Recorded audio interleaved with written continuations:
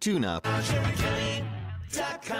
Honey, I found the one. Oh, I thought I was the one. Oh, you are, but this one's certified, background check, shows up on time, and can install all the ceiling fans. Heating, cooling, electrical, and plumbing. Trusted pros who do it right. Chris Raunchy, Amy Mark Scores. The Chris and Amy Show on 104.1 FM KMOX. Good morning, friends, and a beautiful Monday to you, for us as well. It's so nice out there. Really happy with the weather at this point. 314-436-7900. Join the show today by calling and texting. You can leave voice messages on the Odyssey app. You should know the drill by now. And if you don't have the app, well, you know what's going to happen. Bad things. Get it. It's free, totally free. Put it on your phone. Listen to the show live. Listen to the podcast later. And Cardinals baseball you can listen to live as well. And if you want to watch, you can do that too on Facebook, YouTube, or Twitter. We are at Chris Amy KMOX. Time now for the top of the order. The top 3 stories everyone will be talking about. Oh, man, what a story this whole thing has been. The American passengers from the hantavirus cruise, you know all about that, right? Well, they have arrived in Nebraska for quarantine. This story is yuck. Not great. FedEx and delivery companies, well, they're charging customers for tariffs that they paid. Have you gotten a bill from FedEx recently? Or UPS? They're doing the same thing, yeah? Let us know. 314-436-7900. Go ahead and text in. And the Cardinals end up splitting a series with the Padres after yesterday having San Diego down to their last strike. And they coughed it up in the 9th inning. That was not good. So they split that 4-game series. They are off today. Then it's the A's in Sacramento tomorrow. Did you know the Oakland A's are now the Sacramento A's, at least for now? And then I guess they could be the Vegas A's. They're not calling them the Sacramento A's. No, they're just calling them the Athletics. But they're playing at a minor league park in Sacramento. And by the way, I really hope we're going to talk to Oliver Marmol tomorrow on Gas House Gang at 12. And Ollie last year led the National League in ejections. Mm-hmm. So I'm kind of hoping that he gets ejected at some point in the next few days because there is no tunnel behind the dugout because they're playing at a minor league stadium. Mm-hmm. So if you get ejected, you have to walk all the way to the outfield. You got to go through a gate the walk of in the shame. outfield. That's why I really want that to happen. So I might suggest it tomorrow. I did see it. I think it was It's like a hitting coach. A hitting coach. Yeah, that's what I was going to say. And then I questioned my thought. I was like, do hitting coaches get thrown out? But I saw a hitting coach had to do the walk of shame. I can't remember what team it was, and it was about 2 weeks ago. Yep, Yeah, that's what I saw it too. And I was wondering why. I'm like, wait a minute. Why is he walking across the outfield? They have to stop the game while this guy walks all the way to the outfield, which it's so little league, and I love it. I love it. Anyway. I love it. Hey, Ron, if you were listening to the news at all this weekend, you probably heard about the hantavirus, which it struck a ship and a cruise ship. And so we've been hearing about all of these passengers on this cruise ship that were stuck on their cruise ship, and then they were returning to their home countries like Spain, France, Canada, the Netherlands, and the United States. But the problem is that if you are exposed to the hantavirus, which if you were on a cruise ship, there's a good chance you were because it was a contained space and several people died, that the virus can be dormant for up to 8 weeks. That's a really long time. It's so annoying. You know, that is the one grace when you are exposed to like the norovirus or a stomach bug. It's like hours. At least you it's know like 3 right hours. away. Yes. Can you imagine if the norovirus had an 8-week incubation period? So for 8 weeks, you're wondering if all hell's going to break loose in your intestines? I heard you got the exposed to hantavirus. Do you have it? You're good. Like, I don't know. It's been 2 months. And so maybe. And also the symptoms. Think of how many times over the next 2 months that you might have a headache or a sore throat, or it could be allergies, or you ate something, and you're thinking, oh my gosh, is this the hantavirus? Well, what they've done with the 17 Americans, according to the CDC, the 17 Americans who were on that cruise ship are expected to arrive at the National Quarantine Unit at the University of Nebraska Medical Center today for initial evaluation. And I hope that that means that they go beyond the initial evaluation. And I know it really stinks for these people, but can't you just keep them there for 8 weeks? I guess I don't release them into the wild. Let's not do the whole, pandemic thing or epidemic. Let's try to keep that from happening again. At least in my lifetime. You can wait till I'm gone. Then you can do all the pandemics you want. But I think I am totally good on having another one of those. And that's how I felt when things started to shut down. Though this one is, there are two things about it. One, it is not nearly as transmissible as COVID. Mm-hmm. It is also way deadlier than COVID. 40% 40% of people mortality. That is a giant really number. High. So, but I did feel this way back in the early days of COVID when things were starting to shut down, and we had a bunch of people who were overseas. And remember the image from JFK Airport, and there were just like thousands of people all crowded together coming back into the country, like waiting to get through into the United States again. I thought, oh no. I thought the whole thing was to keep everybody separated for a little bit. And you're just bringing all of these people back and putting them into the populace. I was talking about this morning. For longtime listeners of KMOX, they'll remember OT, the overtime section, right after Total Information AM, right before the Charlie Brennan show. And it was a Friday when one of the overtime questions was about the coronavirus. And I think it was something like, 57 people in China have the coronavirus. Are you worried? Like, it was just something random really and small. Yeah. And I said I had a really bad feeling about it. I also said that I worry about salad bars. Salad bars kind of scare me. But I did say I was worried about it. And I remember that was in January of 2020. And in February of 2020, I had a friend who went to Thailand. Now, I was not thinking about coronavirus very much at all. I mean, you would hear about it in the news, but it didn't obviously really concern me on an hourly basis until we were getting pictures from my friend in Thailand, and she's like, everybody's wearing masks over here. And of course, it was the beginning, and we're not used to wearing masks. And so she and her husband bought like neoprene masks, which wouldn't have done anything, but that's what they were selling in Bangkok. And when she came back, we were all like having coffee, and a couple of members of the group said, well, we don't think you should come get coffee with us. And the rest of us were like, wait, what are you talking about? Because it just felt so foreign to not let her get coffee with us. Wait, were you the person in, was it Ladue that was going to the coffee shop when they just got exposed to it? I thought that was like a prom. I thought it was a prom. That was patient zero. Yeah, and then they went to a coffee shop. Yeah. Well, I didn't go to prom, so it wasn't me. But I remember she came back in February, and it was early enough. And of course we were fine. And of course we didn't have a case here for another, 6-7 weeks. It was in March, I guess. But it was that slow build of it feeling more real. And I will be completely honest, I do not feel this with the hantavirus because, like they said, it's the transmissibility is so low compared to COVID. And it's before they didn't really realize you could transmit it human to human because it was always from direct contact with the feces of rodents. But it can be human to human now. Speaking of, they believe the origin. They now have traced this whole virus back to a landfill in Argentina. I did hear this. Yes. What were these people thinking? So let me tell you what they were thinking. Idiots. This is why, if you are a bird watcher out there, you need to get rid of your hobby. And you are not allowed you are just, regardless of what your hobby is, your hobby can only be your hobby if you can't potentially get other people killed. That's it.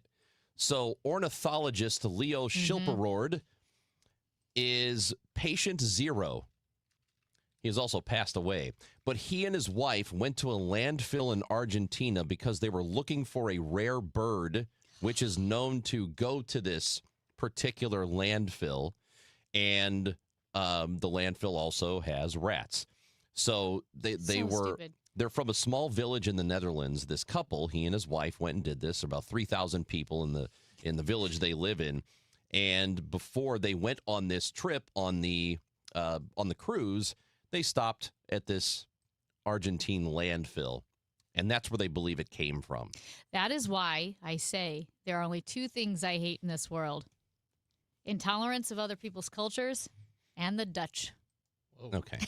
That's from Austin Matthews. Powers. Austin Powers. Austin Matthews. This hockey player, Austin Powers. Yeah. You know what? I would say you probably shouldn't hang out at landfills, Ever. period. Unless There's a you lot work of there. stuff at. Can you imagine, too? Because here's the thing. Hanging out at a landfill in Earth City is bad enough, but at least all the germs and viruses and diseases, like, it's kind of like wherever you are, your community, those are the ones that are floating around your community anyway.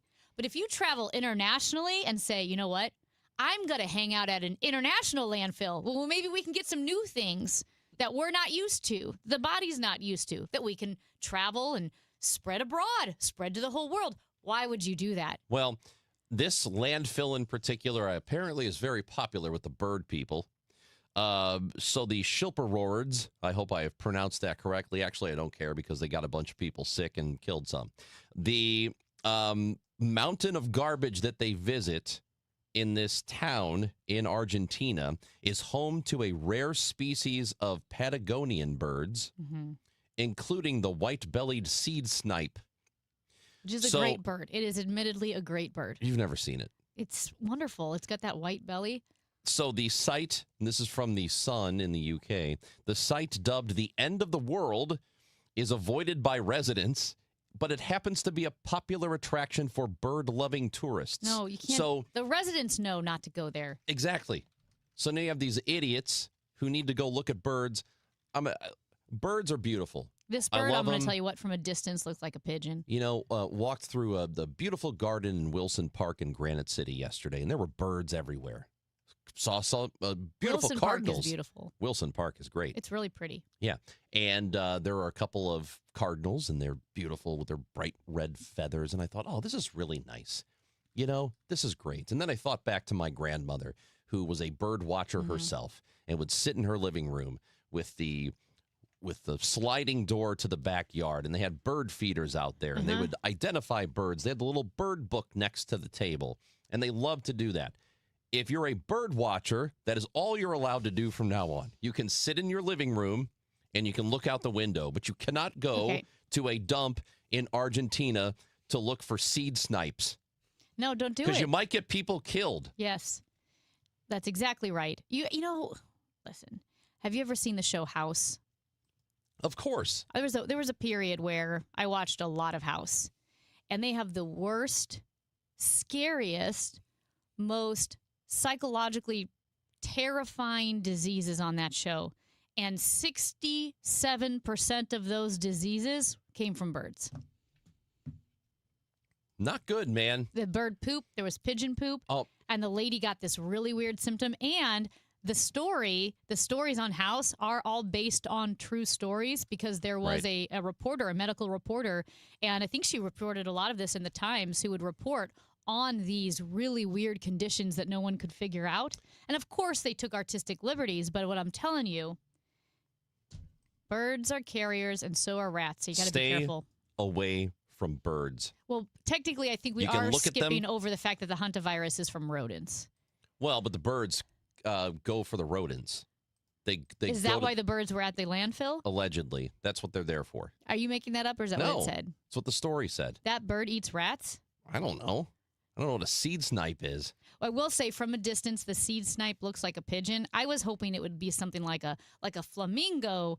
That's a bird worth seeing. Well, a lot of birds do eat rodents and small little animals. They do, but I will say, if I were a bird watcher, there are a lot of birds that look very similar. But if I were a bird watcher and saw a flamingo for the first time, I'd lose my mind. Imagine you didn't know flamingos existed. Well, now a handful of people have died, and a bunch of people have to go hang out in Nebraska for 8 weeks. No, well, we don't know, though. We don't know that they said they're going to Nebraska quarantine for initial evaluation. My opinion is they need to keep them there for 8 weeks, because one person is asymptomatic but tested positive. Yeah. Another person has symptoms. Well, you better stay your ass there in Nebraska. Sorry, you have to spend 2 months in Honestly, Nebraska. they should have just kept everybody on the boat. Amy This Mark is your new scores. home now. Start a new life on this boat. It's at sea forever. We'll ship out Just some goods stay for on you. the boat. But it would be horrible. I mean, I would freak out. I'll never go on a cruise. Ever. It's Chris and Amy on KMOX. Glad you're with us today. We'll talk to Matt Pauley at 10:30. The Cardinals split that series against the Padres. Andrew Egger at 11. Glad you're with us today on KMOX. Stan Musial, he missed a season in his prime to serve his country in the Navy. Honor a legend on Saturday, May 16th when the Cardinals face the Kansas City Royals. Fans can secure a Stan Musial military bobblehead presented by Coca-Cola and Deerbirds. This patriotic collectible celebrates Stan's Hall of Fame career and his service to our country. A true symbol of character on and off the field. A tribute worth displaying and remembering. Don't miss it. Get tickets and details at cardinals.com/promotions. Paging all nurses and healthcare heroes, this night is for you. Join the Cardinals for Nurses Appreciation on Wednesday, May 20th and Thursday, May 21st at Busch Stadium.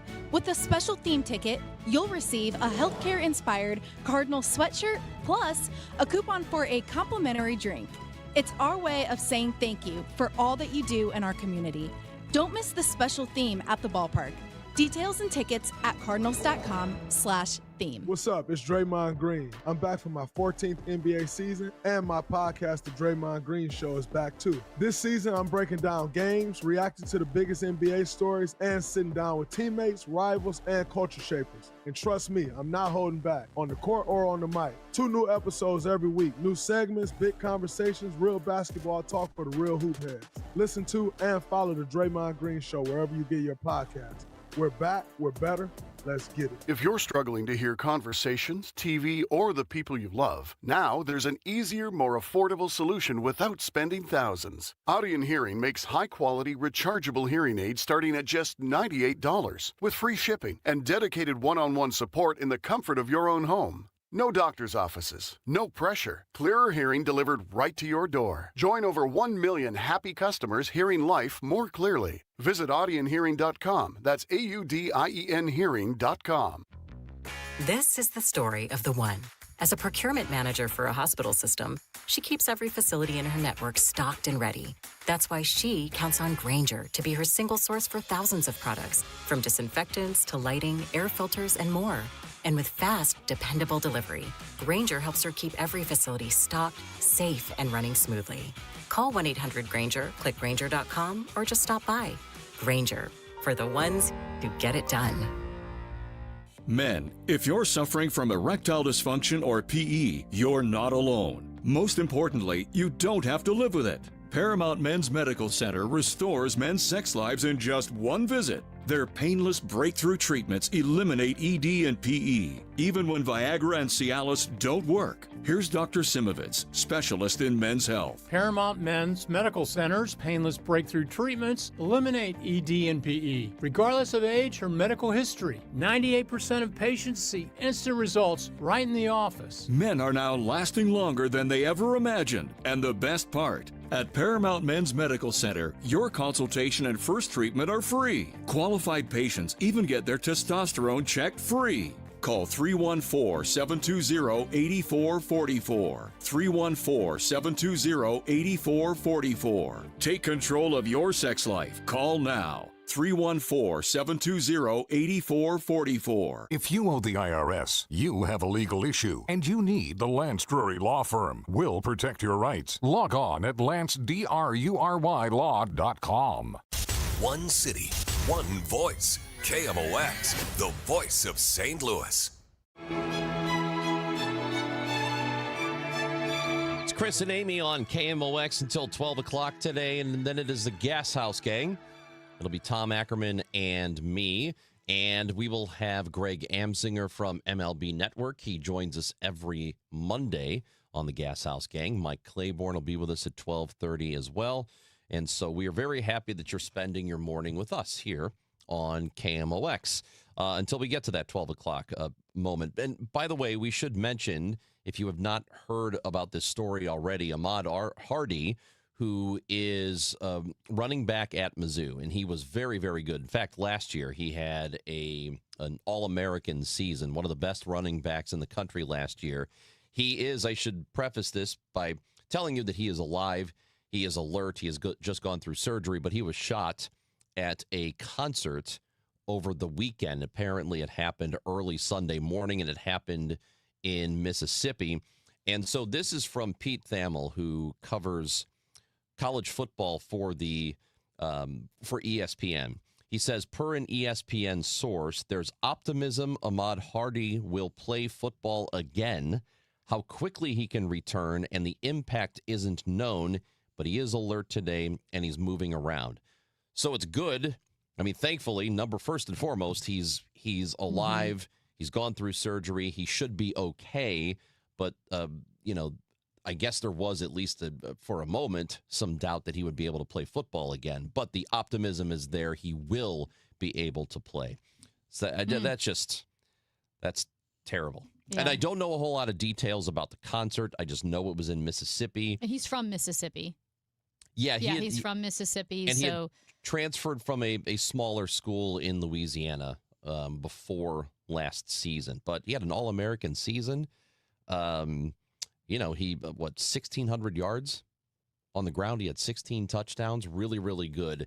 And that's a blow for Mizzou. And unfortunately for him, who, guy's going to be drafted. And that's all still on the table, obviously, because they believe he can play football again. But just really awful to have that happen to him. Yeah. And Mizzou also said it would be following up with any updates that they can provide. So, yep.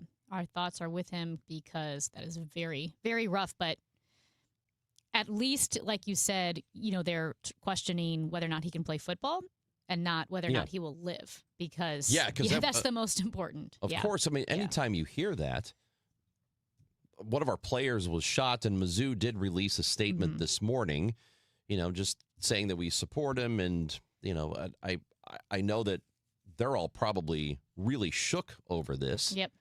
I don't know how you wouldn't be.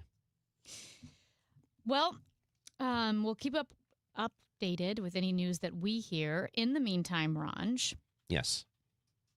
Did you drive down Clark or 14th this morning, 14th and Clark? I did not. Because Enterprise had a long line of people camping out, waiting for something. I couldn't tell if they were waiting for tickets or just, as you mentioned, waiting to get into the building for the concert tonight. It was a lot of young people. Matt, you saw it too. A lot of young people, but I mean, they had been there for a while. This was at maybe 7:40, 7:30 when I saw them. I saw them before 7. Before 7, and they had blankets and chairs.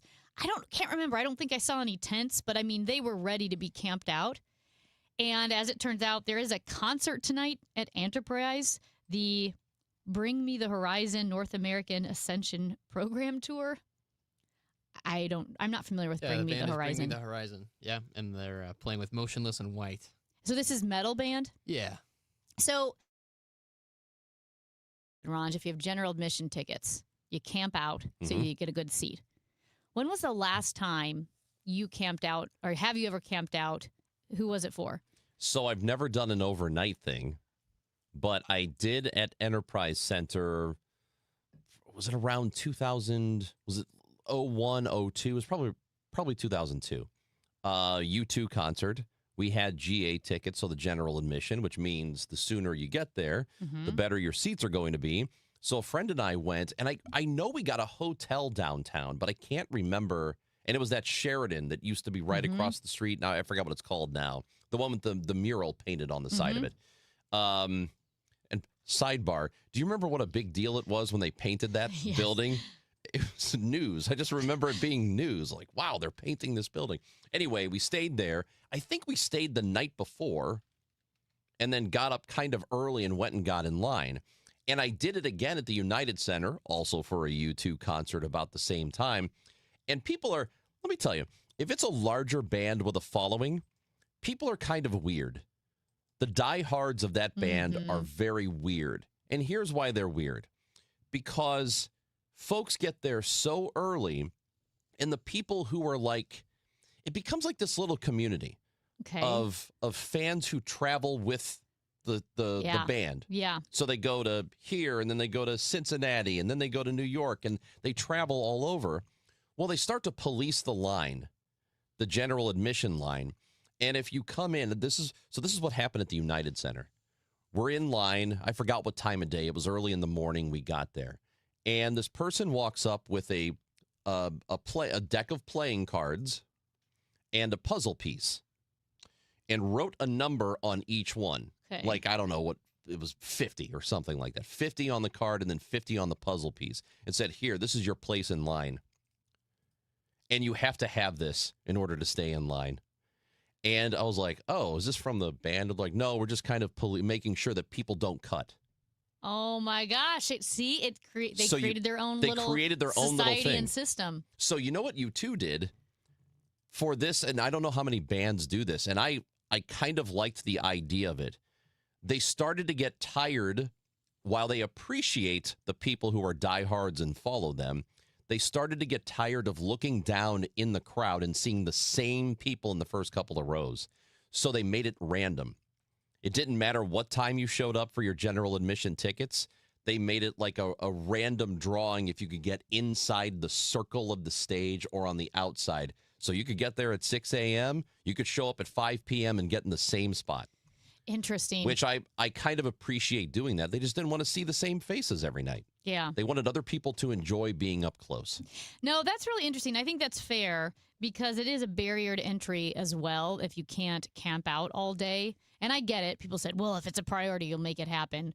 Sure, but it would never be a priority for me to sleep overnight. Aren't you over aren't you over it? If you got there at 6 a.m., by the time the band takes the stage at 9:30 or 10, whenever bands take stages, aren't you just completely over it? I'm over floor seats. Just in general. Floor seats, general admission, I'm good. And do you know why? What if I have to go pee-pee? I don't want to have to fight through a crowd to go pee-pee. I would like to just, you know what, put me up by where the seats are. You know what else? I'll be fine. I don't like to drive at night anymore. Oh, we're so old. You're in your early 40s. Oh, I don't like driving at night. Are you kidding? This is the worst conversation we've ever had. I think you're my mother now. I don't like driving You're my at grandpa. night. You just said you don't want floor seats because you have to go potty. So?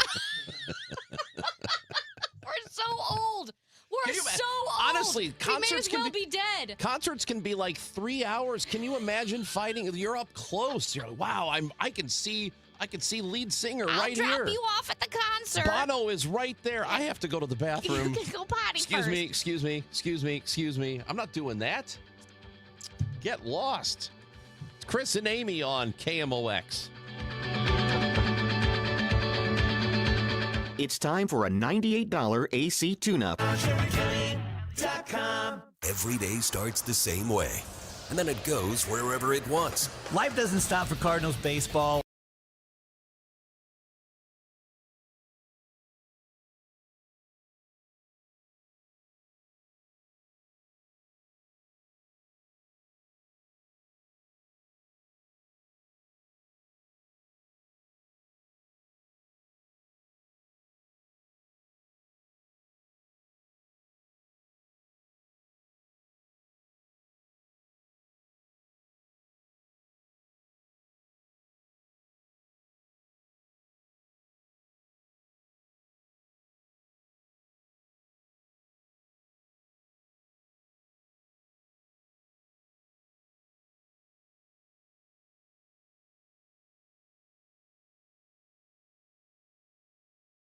Protect Missourians and keep America safe. Paid for by official funds authorized by the House of Representatives.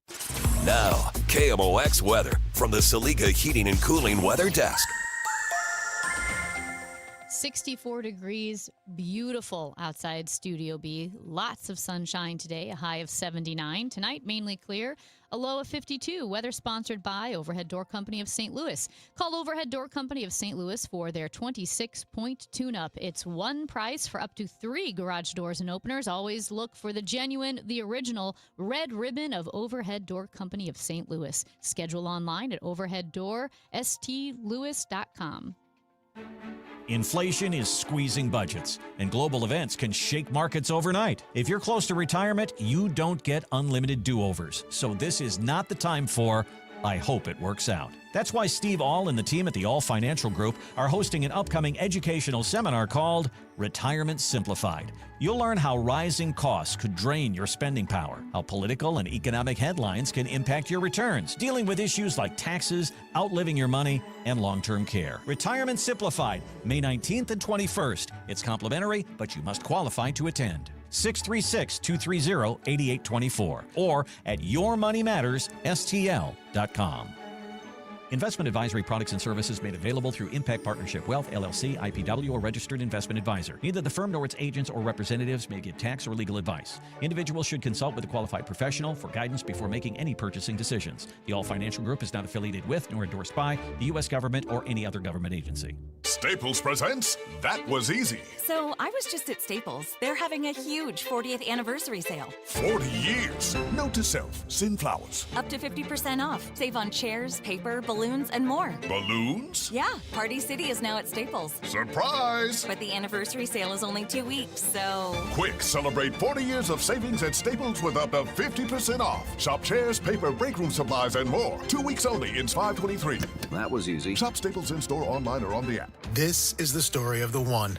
As a maintenance tech at a university, he knows ordering from multiple suppliers takes time away from keeping their arena up and running. That's why he counts on Grainger to get everything he needs, from lighting and HVAC parts to plumbing supplies, all in one place. And with fast, dependable delivery, he's stocked and ready for the next tip-off. Call 1-800-GRAINGER, click Grainger.com, or just stop by. Grainger, for the ones who get it done. Spring cleaning rule number 1, out with the old, in with the new. And frankly, your family's old internet connection is a dinosaur. Upgrade to the 1 gig modern family standard from i3 Broadband. It's 100% true in-home fiber with equal upload and download speeds, so your teenager's gaming won't crash your video call. Even better, we're currently offering our longest price guarantees ever on our gig speed internet services. Say goodbye to exploding promo prices and hello to budget certainty. Visit i3broadband.com/radio and start your spring off right. I'm Dave Glover, and I see clearly now thanks to the doctors, Dr. Greg Birdie, Ranjan Malhotra, Robert Brusati, and Andy Royer. You can too. Just go to youridoc.com. Get inside your Redbirds in the 2026 season every Tuesday at noon. It's All Access with Cardinals manager Ollie Marmol on your voice of the Cardinals, KMOX.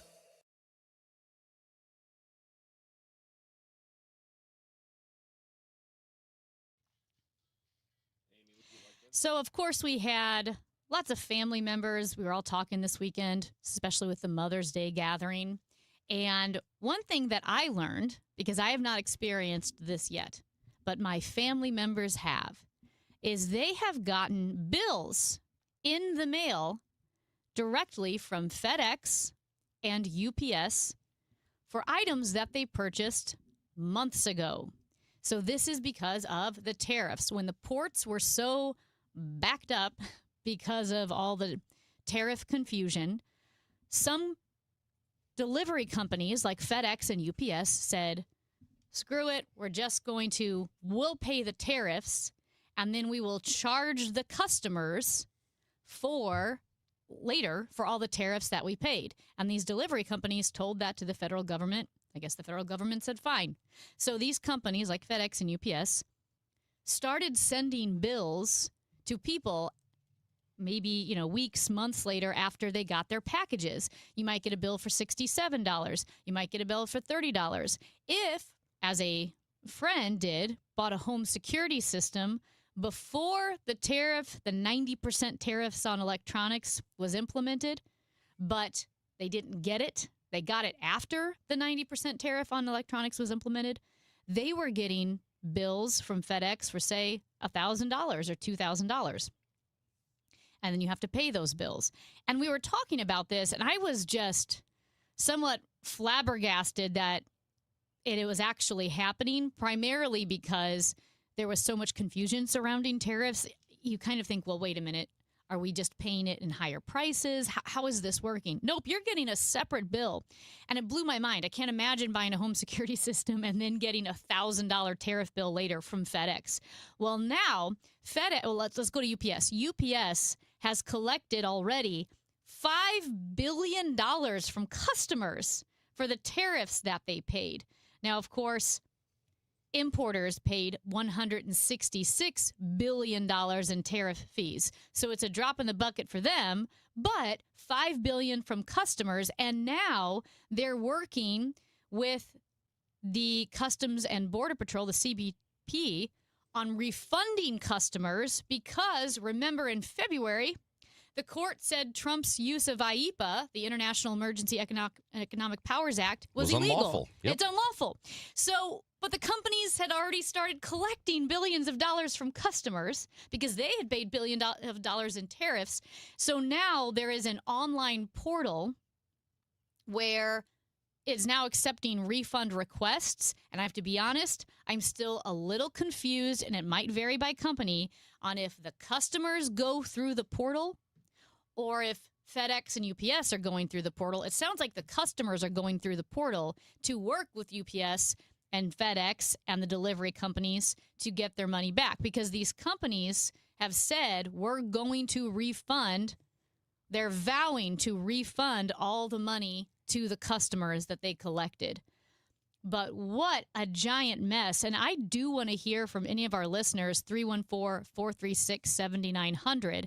Did you get one of these bills from FedEx or UPS? Did you go to the online portal to try to get money back? It may take 90 days. And so most people, I would think that nobody has gotten their money back yet, because as of a couple of weeks ago, the portal was functional, right? And they said it would take 60 to 90 days to get your money back, and it has not even been open for that long. So I'm assuming no one got their money back yet.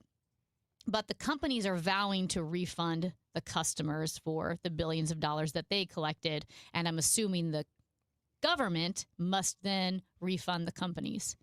Yeah, and on FedEx's website, they say if refunds are issued to FedEx, we will issue refunds for IEPA tariffs paid to the shippers and consumers who originally bore those charges. So that is an absolute mess, because I can tell you this much, just from the simplest way to put this. If I receive a bill from FedEx for something I bought months and months ago, and they're like, yep, you now owe $30 or whatever it is, I am absolutely not paying that. And I don't care if they try to take me to collections. I am not ever paying that money. And they could take it up with the president, because it's so ridiculous. But that's the thing, though, because the collection hurts you, though. And again, this is the part where we had different, family members were all talking about this, and we were asking, well, what happens if you just don't pay it? What if you just don't pay FedEx? There was an understanding that they would then send it to collections. Well, but I haven't confirmed that part yet, because this whole process feels so convoluted. FedEx is a big company. They need to be putting pressure on the administration. All of these companies do. All of these delivery companies. FedEx, UPS, everybody needs to be putting pressure on the administration to cut this nonsense out. Because if you are, I'm actually stunned that many people have responded to these bills in the mail and said, oh, well, I guess I owe more money. Here you go. I would think more people would be right on the phone to FedEx going, what are you talking about? I'm not giving you anything, because this is nuts. I kind of straddle the fence here, because I would be someone who would make a phone call, because I also wouldn't believe it was real at first. This feels rife for scam. Yeah. Right? Oh, hey, the tariffs. This is FedEx. I actually thought it was a scam when I first heard about it. Thought, no, this can't be right. Nope, it's very valid. Like you said, it's on the FedEx website. But I would be so afraid that they would go to collections and it would hurt my credit, that if it was $30 or $40, I would probably pay it to get it paid and then try to deal with it. Now, what would I do if it was $1,000 or $2,000? I don't know. I didn't order anything that expensive, so I didn't have to worry about it. But if it were $30, I would probably just say it's worth $30 to me to pay it, not live in fear that I'm going to be sent to collections. Dude, I would rather have the fight. I'm not kidding you. Just out of, I'll get that back. Just out of principle. So hard. It isn't. Just out of principle, I would not be paying this stuff. And I'm serious. It seems like this president doesn't listen to people so much, but he does listen to companies. He listens to large corporations. So if you're one of these, and I'm assuming that they have put pressure on him before, they need to ramp it up, because now if you're starting to send bills to people and you are angering them over these bills, then that hurts your business down the road, because people will say, well, screw that. I'm just not going to use FedEx anymore. So I'm not going to use UPS or whoever sends me one of these bills. The roughly 330,000 importers who paid a combined $166 billion in Trump's tariffs are waiting on refunds. So the CBP, that's the federal agency in charge of collecting these tariffs, has warned, hey, because of the scale of this nonsense, it's going to take time to get your money back. The system will be able to process, this is that online portal, process electronic refunds for about 82% of the affected tariff entries. That accounts for about $127 billion in deposits. More than 56,000 importers have already signed up. The numbers continue to grow. Others won't be able to use the automated process, and they'll have to go through a manual administrative process that requires additional steps. And so all I know is it seems very confusing. It would be easier to fight collections than to go through all that. It might be.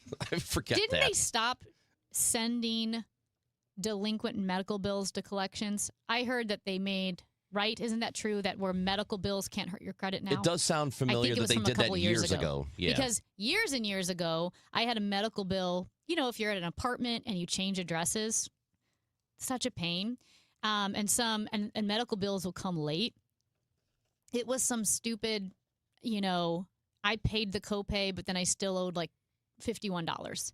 But I didn't get the bill. And again, this was probably, 15, 18 years ago. And so I got a call one day from a bill collector. I'm like, what are you talking about? And they're like, yep, we've tried to collect for this medical bill. You owe $51. And that hurt my credit. And I actually was so frustrated because it wasn't like it was $10,000. It was $51. I could pay $51. I just didn't know about it because it went to the wrong address. You know what, man? Isn't that what a copay is supposed to be? You go in, you copay. I'm done. This visit, I'm over. But ever since then, that's why I would pay this FedEx bill if it came to my house, because I would be so scared. I would rather spend all day on the phone. I'm not kidding you. I'll go to mad on something. Yeah, absolutely. Screw these people. If you have gotten a Trump tariff bill from FedEx or any other delivery service, let us know. Go ahead and text us 314-436-7900.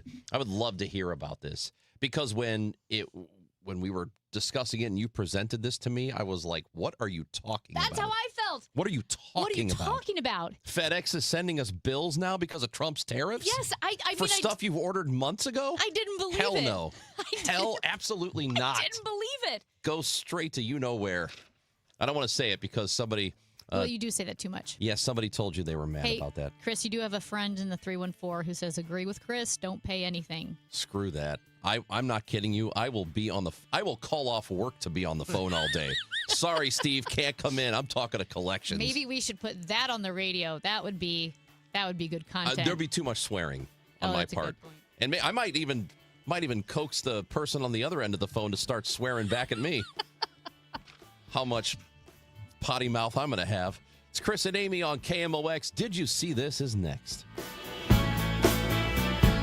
Let's talk about Air Medical memberships. In an emergency, you don't choose who transports you. Dispatch sends the closest, most appropriate aircraft. Here's what matters: speed, skill, advanced care. Like critical care crews trained for the toughest moments. Like onboard blood that can make the difference between life and death. Arch Air Medical Service delivers life-saving air medical care across Effingham and surrounding communities. When you call for help, we bring hospital-level care to you. Plus, we're part of Air Methods, the nation's largest air medical provider provider. And about the cost, the No Surprises Act protects patients with private health insurance from unexpected out-of-network air ambulance bills. You're only responsible for your in-network copay, coinsurance, or deductible. Medicare and Medicaid patients have similar protections. No surprise bills, no balance billing, no membership required. Because when it's your life on the line, what matters isn't membership, it's medicine. Learn more at airmethods.com. Copays, coinsurance, and deductibles are set by insurance providers, not Air Methods. Terms and costs may vary. Contact your insurer for details. On Saturday, May 16th, join KMOX and Grassroots Redeeming Love in commemorating 1 year since the historic EF3 tornado that devastated North St. Louis with a short morning of service. Volunteers will meet in the Kingsway East neighborhood from 9 to 11 to help clear tree limbs and trash. If interested in RSVPing for the cleanup or interested in donating to the effort, go to KMOX.com/events for more information. This is the story of the one. As a procurement manager for a hospital system, she keeps every facility in her network stocked and ready. That's why she counts on Grainger to be her single source for thousands of products, from disinfectants to lighting, air filters, and more. And with fast, dependable delivery, Grainger helps her keep every facility stocked, safe, and running smoothly. Call 1-800-GRAINGER, click Grainger.com, or just stop by. Grainger, for the ones who get it done. Last year, we had 295 trials where we'd been offered a total of $90 million on all those cases. When the dust settled, we had recovered over $1.1 billion in verdicts and mid-trial settlements. I'm John Morgan of Morgan & Morgan. We became America's largest injury firm for a reason. We won a lot, $30 billion and counting. The best part of all those wins is that it helps you when you hire us. All those wins allow us to let the insurance company know we mean business. And believe me, they know who we are. If you've been injured, Google Morgan & Morgan results. You're not bragging if it's a fact. 3 million people tried to hire us last year alone. That happened for a reason. Visit forthepeople.com and let's get started this minute. Morgan & Morgan, forthepeople.com. The choice of a lawyer is an important decision and should not be based solely upon advertisements. Past results afford no guarantee of future results. Every case is different and must be judged on its own merits. Siteman Cancer Center Spotlight, and we are discussing esophageal cancer with Dr. Raymond Jin. Curative, that's a complex decision that involves what we call multidisciplinary care. So that involves a surgeon, a medical oncologist, radiation oncologist. So you need the expertise, and that's something that we have here at Siteman, especially geared for these esophageal cancer patients. Siteman Cancer Center, national leaders in cancer. Visit siteman.washu.edu. Broadcasting from the Scott Credit Union Studio, 104.1 FM KMOX. Lunch was great, but this traffic is awful. Can we stop at a bathroom? Are you all right? I keep having stomach issues after eating, like diarrhea, gas and bloating, abdominal pain, and sometimes oily stools. Sound familiar? Those stomach issues may actually be a pancreas issue called exocrine pancreatic insufficiency, or EPI. Creon pancrelipase may help manage EPI. Creon is a prescription medicine used to treat people who can't digest food normally because their pancreas doesn't make enough enzymes.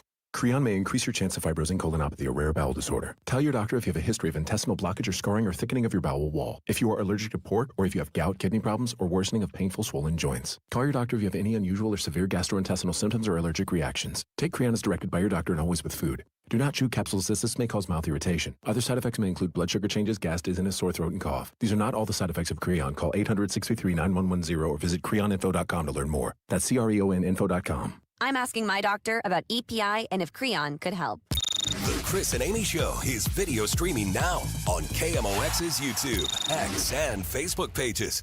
Click and subscribe. Now, did you see this? With Chris and Amy. All right. This I find a little bit annoying. And that is that the St. Louis Cardinals and the San Diego Padres, they had their 4-game series at Petco Park. And all 4 games were on different television networks or streaming services. Oh, yeah. I find this, speaking of old people, I find myself offended for older people who just say, you know what, I have cable, I have DirecTV, let me just watch the Cardinal games. But Thursday's Game 1 was on ESPN. Friday's Game 2 was on Apple TV. Saturday's Game 3 was Fox Regional. And Sunday's Game 4 was each team's local broadcast, which would be the MLB channel.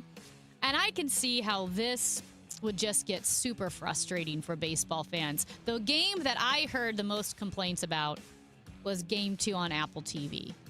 Because people are like, you know what, it's the weekend. It's a Friday game. I want to watch the Cardinals. I don't have Apple TV. I'm not going to sign up for Apple TV. Well, see, Apple TV, a lot of these, like Peacock, I get it. I don't think everybody has Peacock. But I do believe that Apple has been around and been doing games on baseball games for several years now. I know, it's not like but that one's not particularly new. I think we should just I think you should be grandfathered into paper tickets for baseball games and watching the Cardinals game on one station. That's what we should grandfather people into. Did you see this YouGov poll from last week? That I saw it. I think maybe Thursday or Friday I saw this, but I was out and I wanted to bring this to you. It's just funny. I think it's funny. The YouGov poll, and the question is, who do you think would win in a physical fight between you and Donald Trump? Okay. That was the YouGov poll? This was the YouGov poll. 55% of adults think they would beat Trump. Only 19% think he would beat you or beat them. Democrats, 75% said they would beat him. Only 5% said they would lose. Independents, 58% to 11% say they would beat Trump in a fight. Republicans was the group. 39% said that Trump would beat them in a fight. Only 33% said they could beat him. So Republicans were the only group who thought they could fight the president and win. There was another question. Republicans were the only ones that thought they could fight him and win? Lose. Yeah. So Yeah, here's the thing. sorry. I get that he's older. He's a 80. big guy. Yeah, but He's still. a big guy. Like, I don't think he's got old man strength. You've heard of old man strength? I have heard of old man strength. I don't think he has that. No, I don't think he has old man strength. No, I agree with you. I don't know why I feel that way, but I agree with you. But I'm just thinking of me, and I am not a good fighter. I don't think I could try to tackle him. I couldn't knock him over. I think you do better than you think. If he fell over and like pinned me against a wall, I couldn't get up. All right. There was another question. Who do you think would win in a physical fight between an 8-year-old boy and Donald Trump? Okay. Who's asking these questions? I don't know. It was a YouGov poll. So, Wait, let me just ask you this. I think we need to 45 hear from the people, because here's the thing. He's old. He's not very mobile. But size counts for a lot. I think you could get him off balance very quickly. You would have to. That's your only hope I is to think get it him would be off very balance. easy to do it. Okay, Yeah, what, so the 8-year-old boy weighs 30 pounds? He could, like, I think I don't this even know because, how like, big an 8-year-old boy is. So he I can't doesn't even weigh 30 visualize. pounds. They weigh 70 pounds or 80 pounds. Really? But depends on the. It's like a big dog. There's little boys that are like smaller than their percentile or whatever. It just depends on if you're smaller for your percentile or bigger. It doesn't matter. I don't know why we're going down this rabbit hole. What I'm saying is, if I ran as hard as I could, or an 8-year-old ran as hard as they could, and tried to tackle the president, what would happen? I don't know. Well, anyway, the Secret Service, but anyway, U.S. adults, 45% do believe that the president would beat an 8-year-old boy in a fight. 45% to 31%. So most adults, and I think that's probably I true. feel like Trump would beat Biden because Biden's very frail, and he doesn't weigh as much. He does work out, though. Yeah, but I think Trump. I don't know. Biden has no. I think I do know. He seems very, very frail. I just don't know where size compensates for lack of fighting ability. Yeah, I don't know. This current president doesn't work out at all. I just don't. Yeah, I don't know. I can't believe this was a YouGov poll. It's amazing, but it was. And those are the results of the YouGov poll. It's Amy Marks, Kors, and Chris Ranji. Hour 2 of the show is next. And did you know that the World Cup is not coming to St. Louis? Well, maybe they should have, because it turns out our friends to the West are not doing very well in preparation of the World Cup. We'll tell you what that means when we come back on KMOX. For the last 33 years, you've discovered that at Banner Construction, we pride ourselves on quality craftsmanship. We believe the single most important decision homeowners must make when considering an exterior restoration project is, who do you hire? At Banner, we provide well-engineered, meaningful, long-term solutions to transform your home into the pride of the neighborhood. Let us help you fall in love with your home all over again. Call 314-569-1050 or visit bannerconstruction.com and have a banner day. Excel Center in St. Louis is here to help you earn your high school diploma, tuition-free and on your schedule. With convenient locations in downtown St. Louis and Florissant, you can learn at your pace with support every step of the way. Need childcare, career coaching, flexible classes? We've got you covered. Registration is now open. Don't wait to take the next step toward your future. Visit excel.mersgoodwill.org to enroll today. This community message has been brought to you by Together Credit Union. Attention all dog owners. If you have ever listened to the radio or TV for any length of time, you've probably heard of America's #1 dog supplement, Rough Greens. Greetings, naturopathy Dr. Dennis Black, Amazon best-selling author and founder of Rough Greens here. And if your dog suffers from bad breath, itchy skin, licking paws, joint pain, or low energy, the truth is their food is probably to blame. You see, all commercial dog food is dead food. That's why I created Rough Greens. One daily scoop gives your pup the live vitamins, omega oils, probiotics, and enzymes that will bring their food back to life. Don't believe me? Let your dog try it before you buy it. I'll send you a free Jumpstart trial bag, risk-free. You just cover the shipping. Go to roughgreens.com. That's RUFFgreens.com. Use discount code NEWS. Don't wait. Give your dog the gift of vibrant health. Order now. It'll be at your house in a few days. Go to roughgreens.com. That's RUFFgreens.com. Discount code NEWS for your free Jumpstart trial bag today. Rough Green. We make any dog food better. Hi, this is Steve Butts from the Crawford Butts Insurance Agency. In 2026, our agency celebrates a momentous occasion as we celebrate 65 years of service to our clients, a tribute to our founder and my dad, Norm Butts. Our staff is ready to assist you with all your insurance needs. So please call me, Steve Butts, at 314-752-2500 or at crawfordbutts.com. For auto, home, and commercial insurance needs, that's crawfordbutts.com. With summer here and the kids home full-time, your garage door will see a lot more use. Do it a favor with annual maintenance from Overhead Door Company of St. Louis. The 26-point tune-up is one price for up to 3 garage doors and openers. Get them all done. Trusted in St. Louis for 100 years. Always look for the genuine, the original red ribbon of Overhead Door Company of St. Louis. Since 1926, they're never going to steer you wrong. Schedule online at overheaddoorsstlouis.com. News, talk, cards. KMOX AM St. Louis. KMOX FM Hazelwood. Always live on the free Odyssey app. It is 10 o'clock. We've got sunshine and 63 degrees. I'm Debbie Monterey. President Trump dismissing an Iranian peace proposal, even as U.S. officials insist diplomacy is still on the table. We get more from CBS's Holly Williams. The Iranians took several days to respond to the U.S. proposal for a peace deal. I think it's possible that they were deliberately slow-walking things. During that period, Iran said that it does not pay attention to deadlines. They've made their response. President Trump is clearly not happy with it, presumably because Iran has not agreed to some of the key elements of the U.S. proposal, which reportedly included the suspension of Iran's nuclear enrichment and an end to restrictions in the Strait of Hormuz. Republican state officials confusing voters and creating logistical headaches for local election officials across the South by redistricting U.S. House seats as primary season is underway.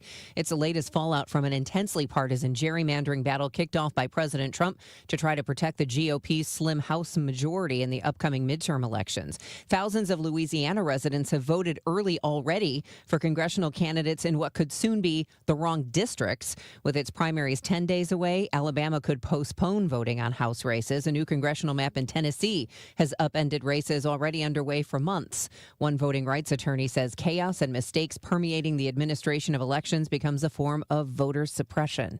A judge has stopped the attorney general in her fight against Kratom. Jackson County Judge Charles McKenzie has denied Attorney General Catherine Hanaway's attempt to immediately pull the plug on several companies that sell what Hanaway calls hazardous opioids banned by state and federal law. This is gas station heroin. It's a synthetic opioid. It's being sold, right around the corner from you. It's highly addictive. It's highly intoxicating. And the FDA says it's 3 times more powerful than morphine. The judge ruled there are competing affidavits from experts on both sides and refused to issue a temporary restraining order. He wants another hearing and more evidence. A St. Louis man is charged with child sex trafficking. Ferguson police found 2 missing teenage girls in 29-year-old Karen Williams' home in February. Prosecutors say Williams offered both girls money in exchange for sex over a period of 2 years. A jury trial is set to start was supposed to get underway at 9 this morning in downtown St. Louis. From the KMOX business desk, 2 libraries damaged in May 16th tornado are set to reopen next week. The Cabanne and Julia Davis libraries will reopen next Monday, with celebrations planned for that day and Thursday. Magic Mini Golf in the Del Mar Loop is closing. The indoor attraction also featured shuffleboard and a small Ferris wheel. Owner Joe Edwards owns many other attractions in the Loop and says the space won't be vacant long. He plans to give details on its replacement later this month. In the meantime, he says a 27-foot neon sign outside the building will continue to stay lit at night. Sunny and pleasant this afternoon, high 78. Clear tonight, though 55. Sunshine mixing with cloud later tomorrow. Breezy and quite warm in the afternoon, high 84. There can be a thunderstorm early tomorrow night. Wednesday, mostly sunny, breezy, and cooler, high 75. From the Saliga Heating and Cooling Weather Desk, I'm AccuWeather meteorologist Joe Lundberg on 104.1 FM KMOX. Sunny and 63 degrees. The weather is sponsored by the Sandberg Phoenix Law Firm. I'm Debbie Monterey, KMOX News. At Sandberg Phoenix, we're more than just a law firm. We're partners committed to you, your business, and your community. From family law to litigation, we're ready to serve. Visit SandbergPhoenix.com. The choice of a lawyer is an important decision and should not be based solely on advertising. Chris Ranchi, Amy Mark scores because life is too short for boring radio. 104.1 FM KMOX.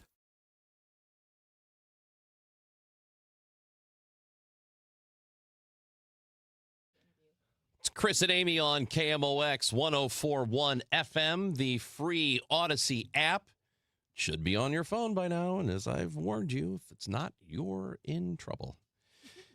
You can listen to the Cardinals baseball game tomorrow with that free Odyssey app, and you can watch the show. We stream live on Facebook, YouTube, Twitter. You find KMOX News, and or you can find us on Twitter at ChrisAmyKMOX, and we are right there.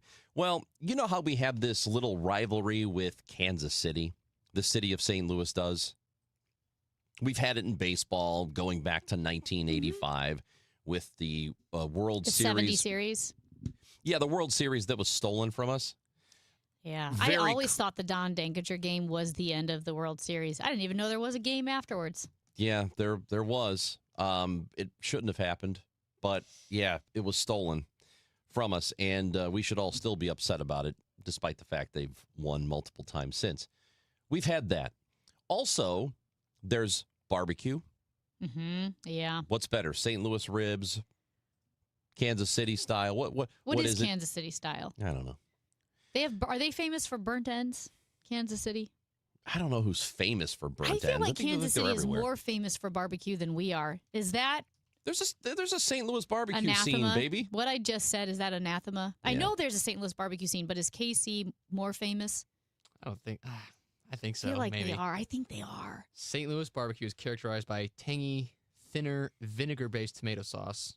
Okay. Kansas City is known for thick, sweet, molasses-heavy sauce. That's right, the sweet stuff. Yeah. That's what KC Masterpiece. You ever have that before? Yeah, I loved KC Masterpiece. There was a waiter there, the KC Masterpiece by Chesterfield Mall, that looked exactly like Mark Twain.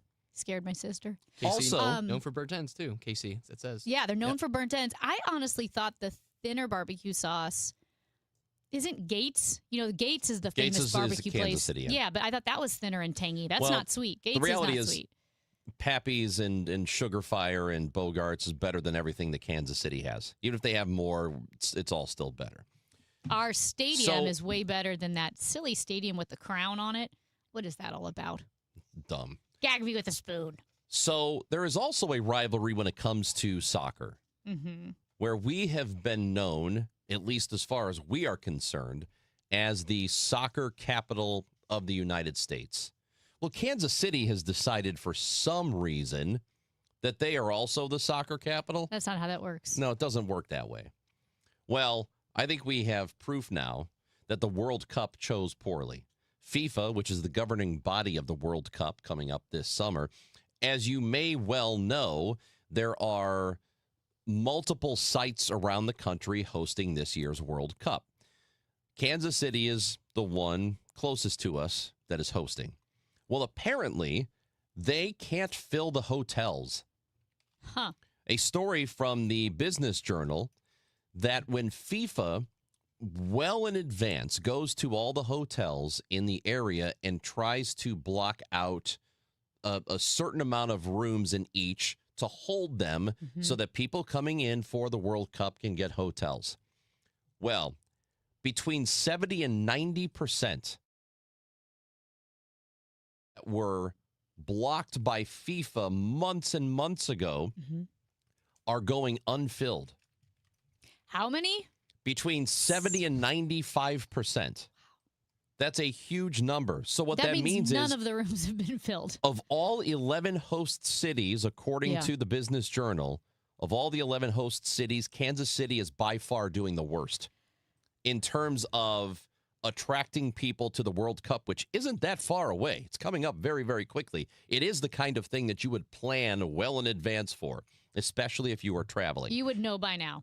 You would know by now if next month you are traveling halfway across the world to go to a soccer game. So, according to the Business Journal, cancellations by FIFA just months ahead of the tournament mean the hotels are unexpectedly scrambling to backfill vacant rooms. Wow. Large FIFA hotel bookings initially created artificial demand because the organization took so much inventory in host cities that obscured a lack of traveler demand.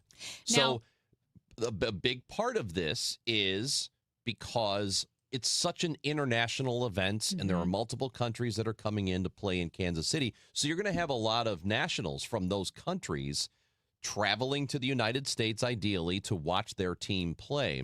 Well, apparently, people are just not interested in going there. The cities, 70% of, the hotels, the people booking travel, said that visa barriers were a hindrance and weak international travel overall. This I also found shocking, that a recent survey by the American Hotel and Lodging Association saw that 85 to 90% of respondents in Kansas City reported a booking pace lagging behind a typical June or July without any major events. So not only are they lagging behind in World Cup bookings, they are actually lagging behind their last own year. standards. Yes, last year with no major events whatsoever. Now, it's not all Kansas City's fault. In fact, you could probably argue it's really not Kansas City's fault. Maybe some of it is people don't want to travel to the center of the country. If you're coming from somewhere else, if you're coming from Europe, you may think, I'm not going there, right? You want to be on the coasts. You want to be in a bigger city or something like that. That is certainly part of it, but it does appear that because other cities are having trouble too, it's not just them. Atlanta, Miami. Miami's doing the best of all the cities, apparently, in terms of bookings, but they're still not where they should be. Los Angeles is having difficulty too, also New York. The reality is that people are just not wanting to travel to the United States right now, and they are saying that. They're having, first, as Amy mentioned, difficulties with visas. And then on top of it, there are people who just don't want to travel here from international origins. They just don't want to come here. Yeah, and travel is expensive, right? Airfare and gas is very expensive. We also mentioned the visa barriers. The Trump administration instituted a $15,000 visa bond requirement to prevent World Cup fans in 50 nations from overstaying their visas. And I get that. I mean, yeah, you can't overstay your visa. That's a pretty big deal.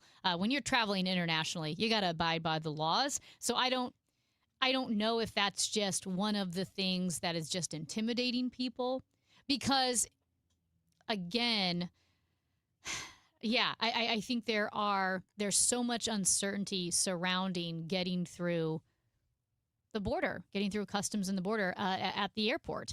I should say the customs at the airport. And so that could intimidate a lot of people. I'll be really interested to see what happens when we have that international friendly. A friendly is like an exhibition.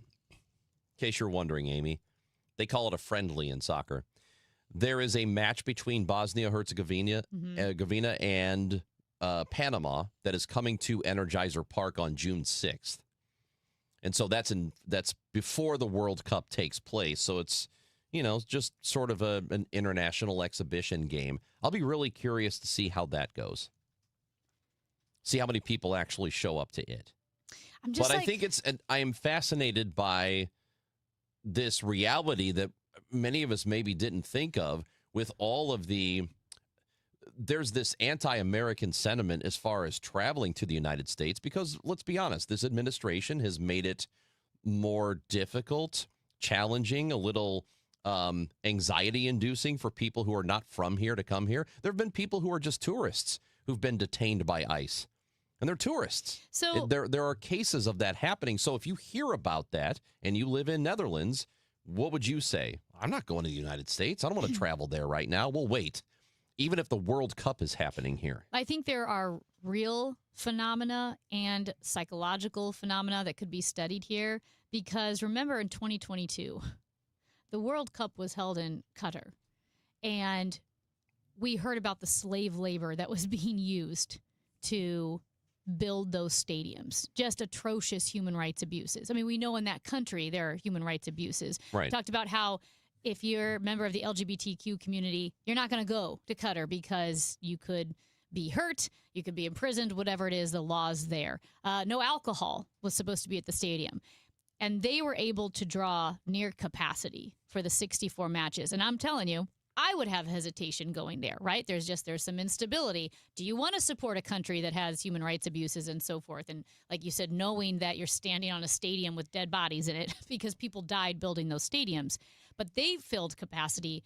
So I would be really interested to see, will the World Cup end up being at capacity and people are just more hesitant now? Is it going to be more people from the United States, more people from North America going to these games? It's going to be really interesting because I think there are very legit fears. Like you said, you heard about people traveling, getting detained. But then also I think there's a psychological phenomenon with the politics and with everything being so unpredictable. Because you should not have fear normally traveling to the United States. People do not have fear. But now there's just a lot of unpredictability, a lot of politics. I think it's both a real and a psychological phenomenon. I don't think this is why. I didn't think so. Do you think the Olympics being in the U.S. in 2028, where it's a little too close for maybe some people? I don't think that's it. No, because this is the World Cup. Yeah.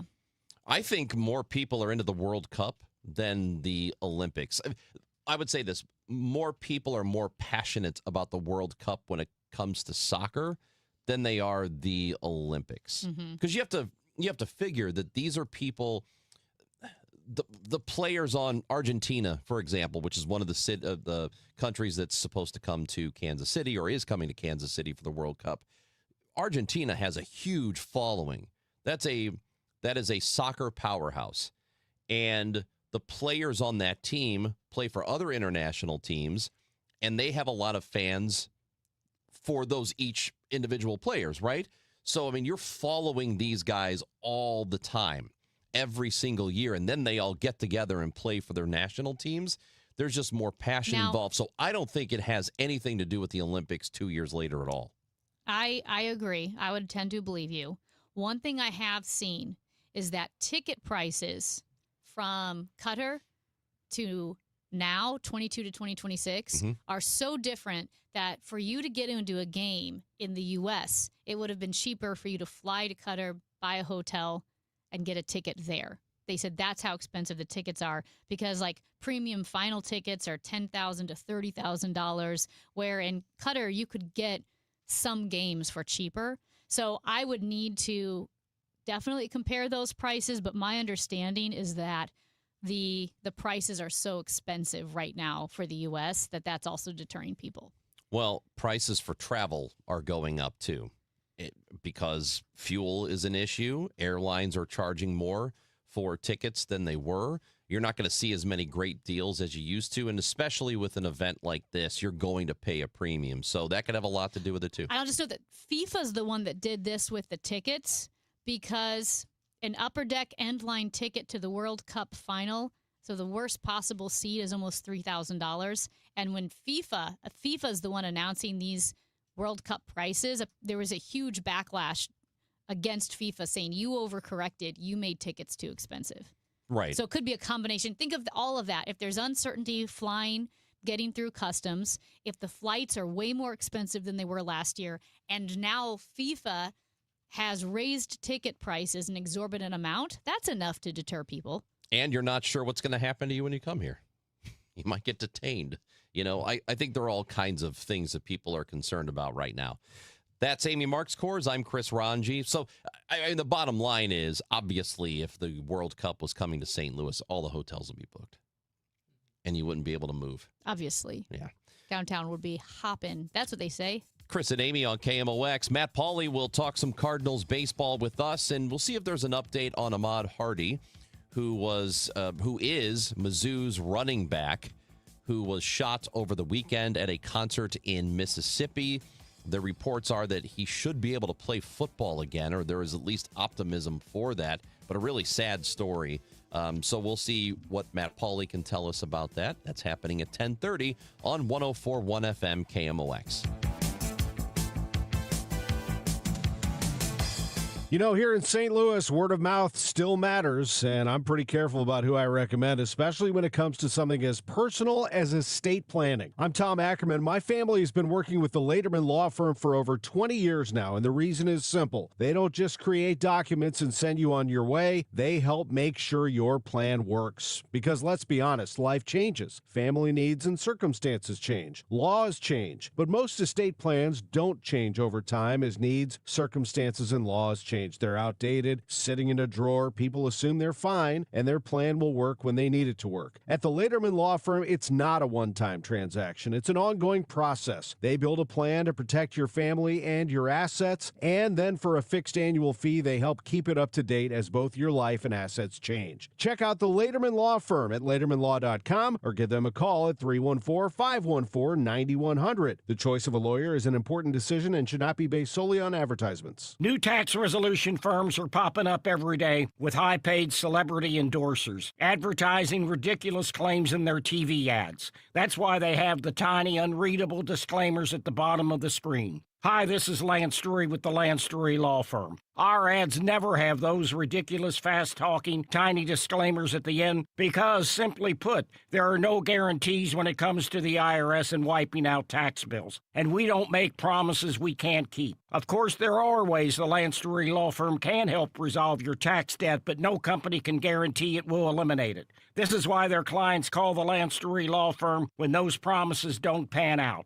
If you have tax problems, you have legal problems, call me, Lance Drury in St. Louis, at 314-260-6120 or visit Lance, D-R-U-R-Y, law.com to schedule your free consultation with your local tax resolution law firm. The choice of a lawyer is an important decision and should not be based solely upon advertisements. I never thought of myself as the type to settle down. Never knew where the team's next lunch was coming from. But then I met you, Easy Cater. Workplaces everywhere are saying, I do want delicious food at work, and they're ordering from beloved restaurants with Easy Cater. You were reliable. You had great options for every budget, even when marketing ops did keto again. We got through that together.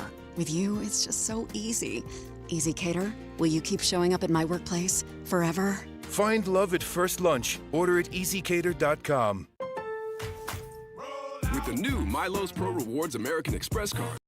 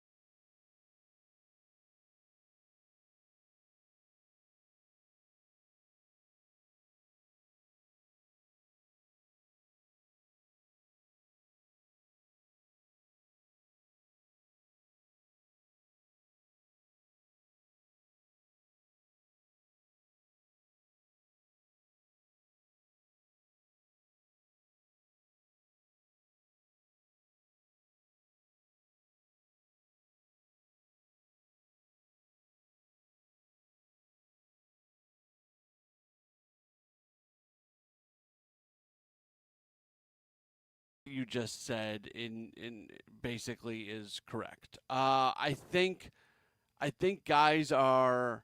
I'm comfortable with Riley O'Brien. I'm comfortable with JoJo Romero. I'm pretty comfortable with Gordon Graceffo. George Soriano is another guy who's done a nice job.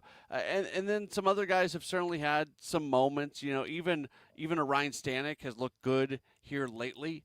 But Matt Swanson still has an ERA close to 10, and he's the most tantalizing one out there because he'll go out and he'll strike out two guys, and then he'll all of a sudden give up a bunch of hard contact and give up a run. So it's an area of the team that still needs work. I think it's better. I was actually looking up these numbers yesterday because I had sent out a tweet at one point when they had a +6 bullpen ERA, and I just wanted to see what the team's ERA was since then. It was like since game 11 on, the ERA was more like 4.5, which is right around the middle of baseball. Like that's not good, but I think it's better than it was early on in the season. That's basically what I'm trying to say. Well, and it was the Cardinals' first loss in extra innings, which I think says something when you consider that you start the 10th inning with a man on second. And I will just go back quickly to the Jordan Walker home run. The Padres pitcher, like if you watch that home run again, and the way he turned around and watched that ball, I feel like he looked at it like he's never seen a ball hit harder in his entire life. That ball was whacked.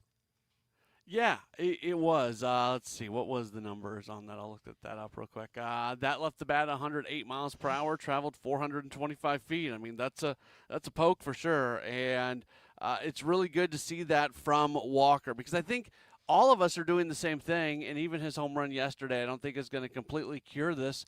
We're all still at the edge of our seats going, okay, is this real or is it not real? Is it real or is it not real when speaking specifically about Walker? So when he has swings like that, it makes you feel really good. And, I mean, the numbers are exact. He's still putting up easily all-star numbers. His OPS is above 950. He's got the 11 home runs. He's hitting for average as well, just under 300 at 299. It keeps going for Walker, and you feel really good about it, and you just hope that we're having the exact same conversation when they're done with 162. And so where the team is right now, just sort of looking at the rest of the division, this has been a good division. The results have been good. All the teams have been winning pretty much all year. And I know that we have discussed this a lot, and that's still the case. The dead last teams, Pittsburgh and Cincinnati, are 22-19. As the weeks go by, do you feel like there's any sort of, what's the word I'm looking for, separation where we're starting to really see who the best team in the division is, or maybe the best two teams in the division are, or do you still feel like we are feeling this whole thing out? Yeah, I think there has to be at some point. I have a really hard time believing that this division is, and a lot, the Brewers are just like the Cardinals where they've played 5 divisional games. And so that creates a scenario where when you're not playing many divisional games, well, every team can win every single night because they're not playing each other. And at some point, that's going to change a little bit. And some of the teams have played more divisional games than, say, the Cardinals and the Brewers, but there's going to be more of that moving forward. So I do think there's going to be some separation at some point. I hate saying it, but on paper, the Cubs are the best team in the division, and I think they've shown that. Although they do lose 2 of 3 over the weekend at Texas, which was a bit of a surprise. The Brewers very much scare me right now. When they got their 2 guys back in Churio and Vaughn, it feels like that put another gear for them, and they just keep finding more and more pitching. They just swept through the Yankees, and it was like the first time they've swept the Yankees in a series of 3 games or more since I think 1989. Now they're not in the same league together, so they don't play as often. But still, there's a lot of time in there where they were both in the American League, and that just that did not happen for them. So they have found a new gear themselves. So I have a hard time really knowing what this division is going to look like. I still feel like the Cubs and the Brewers are probably the best teams in the division. I feel like the Pirates and Reds are not the best teams in the division, and I just have no clue what the Cardinals are going to be. And if I wasn't in St. Louis covering the Cardinals, maybe what I just said about the Pirates and Reds, I'm including the Cardinals in that group. But I don't know what to say about this team long term yet.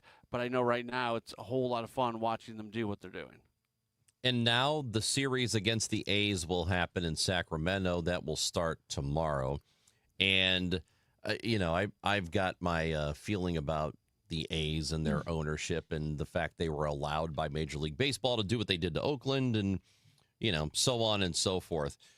Do you, when they finally do get their new stadium in Las Vegas, what sort of actual support do you think they will get? Because it looks like the Golden Knights have been supported pretty well. Yeah. I think the Vegas Raiders are being supported pretty well. Will it be the same for baseball there?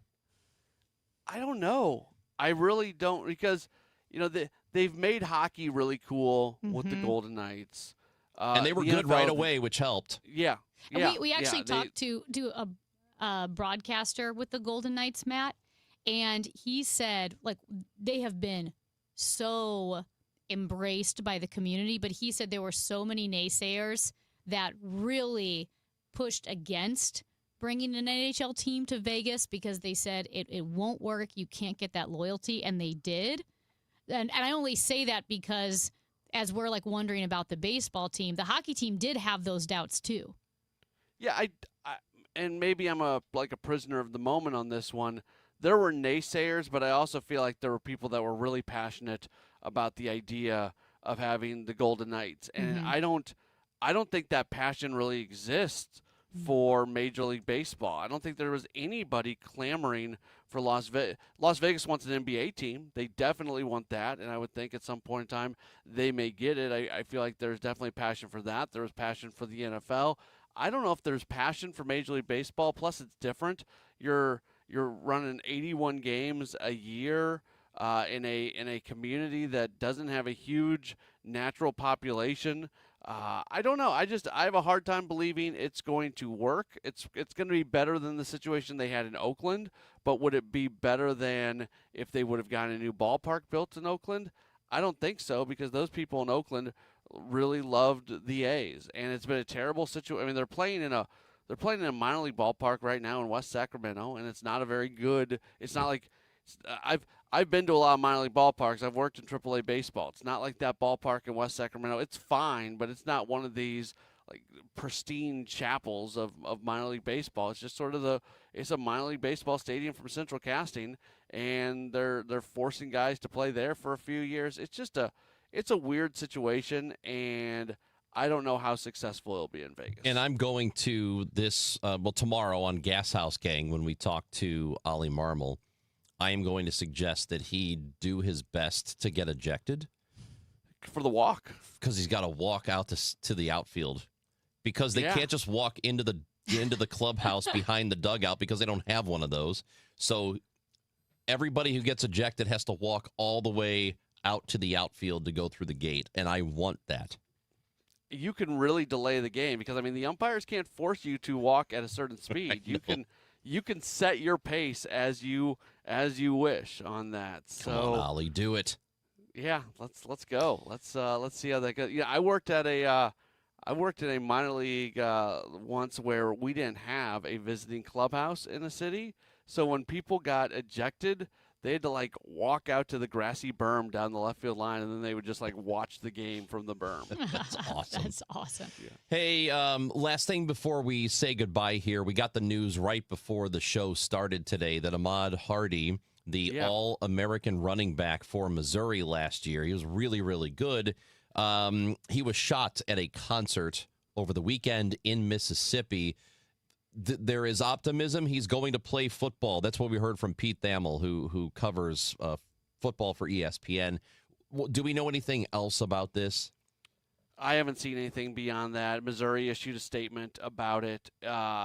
Super scary situation. You're just glad he's alive. First off, you're just glad that he is alive, and then you go from there, and eventually you could be glad that it seems like he's likely to play football moving forward. But what a scary situation for him, for his family, for his friends, for the entire football program, for his teammates to have to find out that one of their teammates got shot at a concert. So let's be thankful that he is safe, and just to hope and pray that he is able to get back on the road and, be as impactful of a guy this upcoming season as possible. But again, just the fact that he's alive is clearly the most important thing here. Yeah, we will continue to keep you posted. Whatever else we find out about Ahmaud Hardy and the situation and what led to the shooting and the circumstances of it, because we really don't know anything about it at this point. But he is alive. He's alert. He's moving around. So that is very, very good news, but still incredibly scary.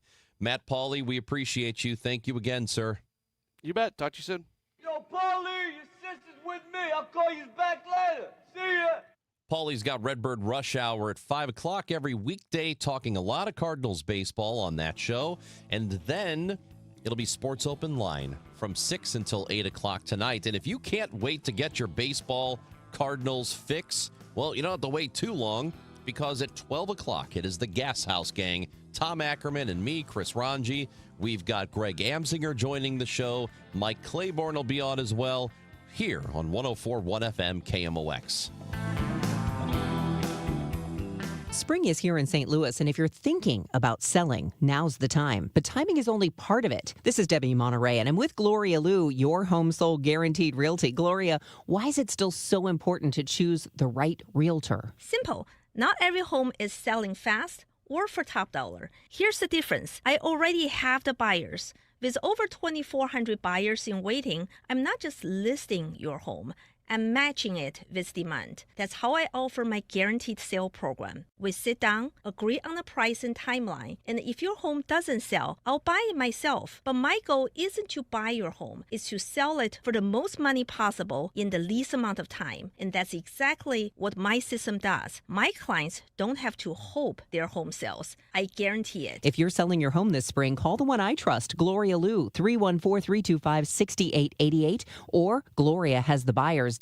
That's GloriaHasTheBuyers.com. Gloria and seller must agree on price and possession date. Each year in St. Louis, 10 women are recognized for volunteer leadership that changes lives. They support families, strengthen communities, and create opportunities where they're needed most. Join us Tuesday, May 19th at the Ritz-Carlton for the 2026 Women of Achievement Awards Luncheon. Celebrate their impact and be part of a tradition more than 70 years strong. Reservations available at WOASTL.org. For more information, go to KMOX.com/events.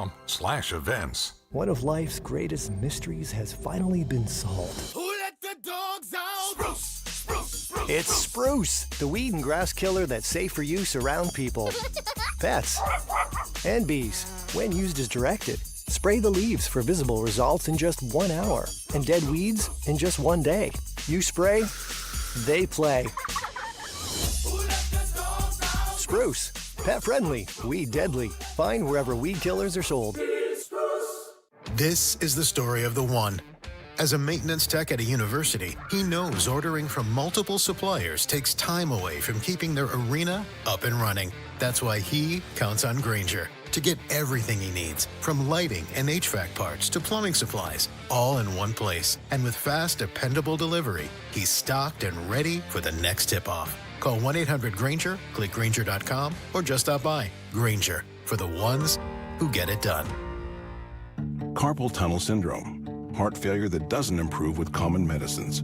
These are some signs and symptoms associated with ATTR-CM, or the cardiomyopathy of ATTR amyloidosis, a serious heart condition with symptoms that get worse over time.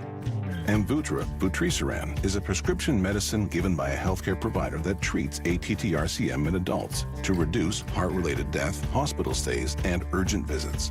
In a clinical study, Amvuttra was proven to help people live longer and have fewer heart-related hospital stays and urgent visits over 3 years compared to placebo. Amvuttra lowers the amount of vitamin A in your blood, which can affect vision. Other side effects include pain in the arms or legs, pain in the joints, and shortness of breath. These are not all the possible side effects of Amvuttra.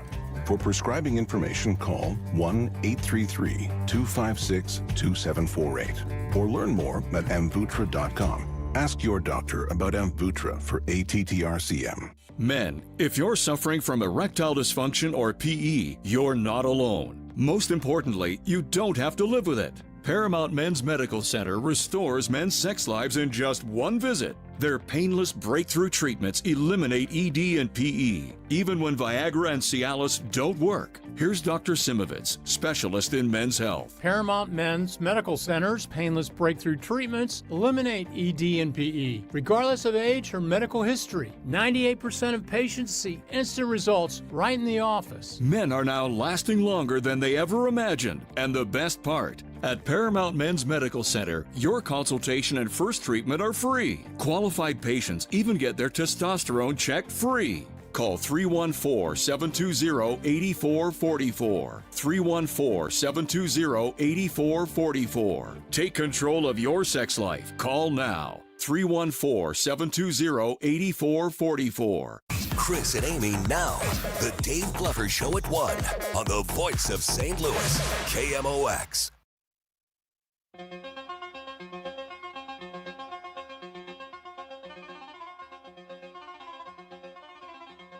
Well, our question of the week was inspired by none other than our good buddy Michael Kelly.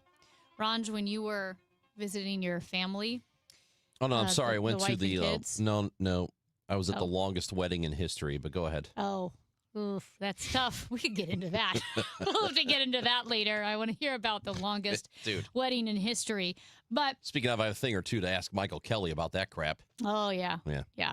Well, Michael Kelly has decided he's abandoning Costco, which I want his membership card. I love Costco. I think it is my Disney World. It's the happiest place on earth. You could buy granola bars, sweatpants, taco platters, tires, a gazebo, anything you want at Costco. But the parking lot was crazy. And he said that he cannot handle the chaos. He can't do it anymore. He said he even parks far away, but just the parking lot, walking through the parking lot, everyone has their oversized carts. And then you get into the store, you have the oversized carts, and it's like bumper cars. And then they have to check you to make sure you're not stealing your stuff when you walk out. They check the receipt and all the items in your cart. But it made us wonder, what's the worst parking lot in the area? Because I said, no, it cannot possibly be worse than the Brentwood Promenade. Is it Brentwood Promenade? Is that the Yes. name of it? The Trader Yeah. Joe's and the Target Yep. at Eager Road. I always get that confused with Brentwood Point. But Brentwood Promenade with the Trader Joe's and the Target and the World Market, and the spots are too small, so there are too many cars in that area. Plus, there's the Eager Road, Hanley, 170/40 debacle to get there. I think that's worse, but Michael Kelly stood by Costco. He says that Costco is still the worst parking lot. So we want to hear from the people. So Maybe there's another one that we're missing. Well, which Costco is he talking about? All of them, probably. Well, that can't be right. So I don't. We've got 2 or 3 Costco's in the area. I know there's a South Let's County. say the Manchester one, because Manchester is the 9th circle of hell.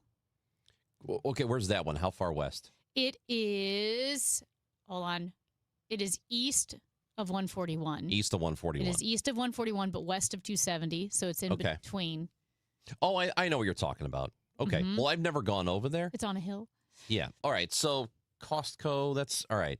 I hadn't thought about this until it was suggested this morning that it might have to be Hollywood Casino Amphitheater. It's a great venue.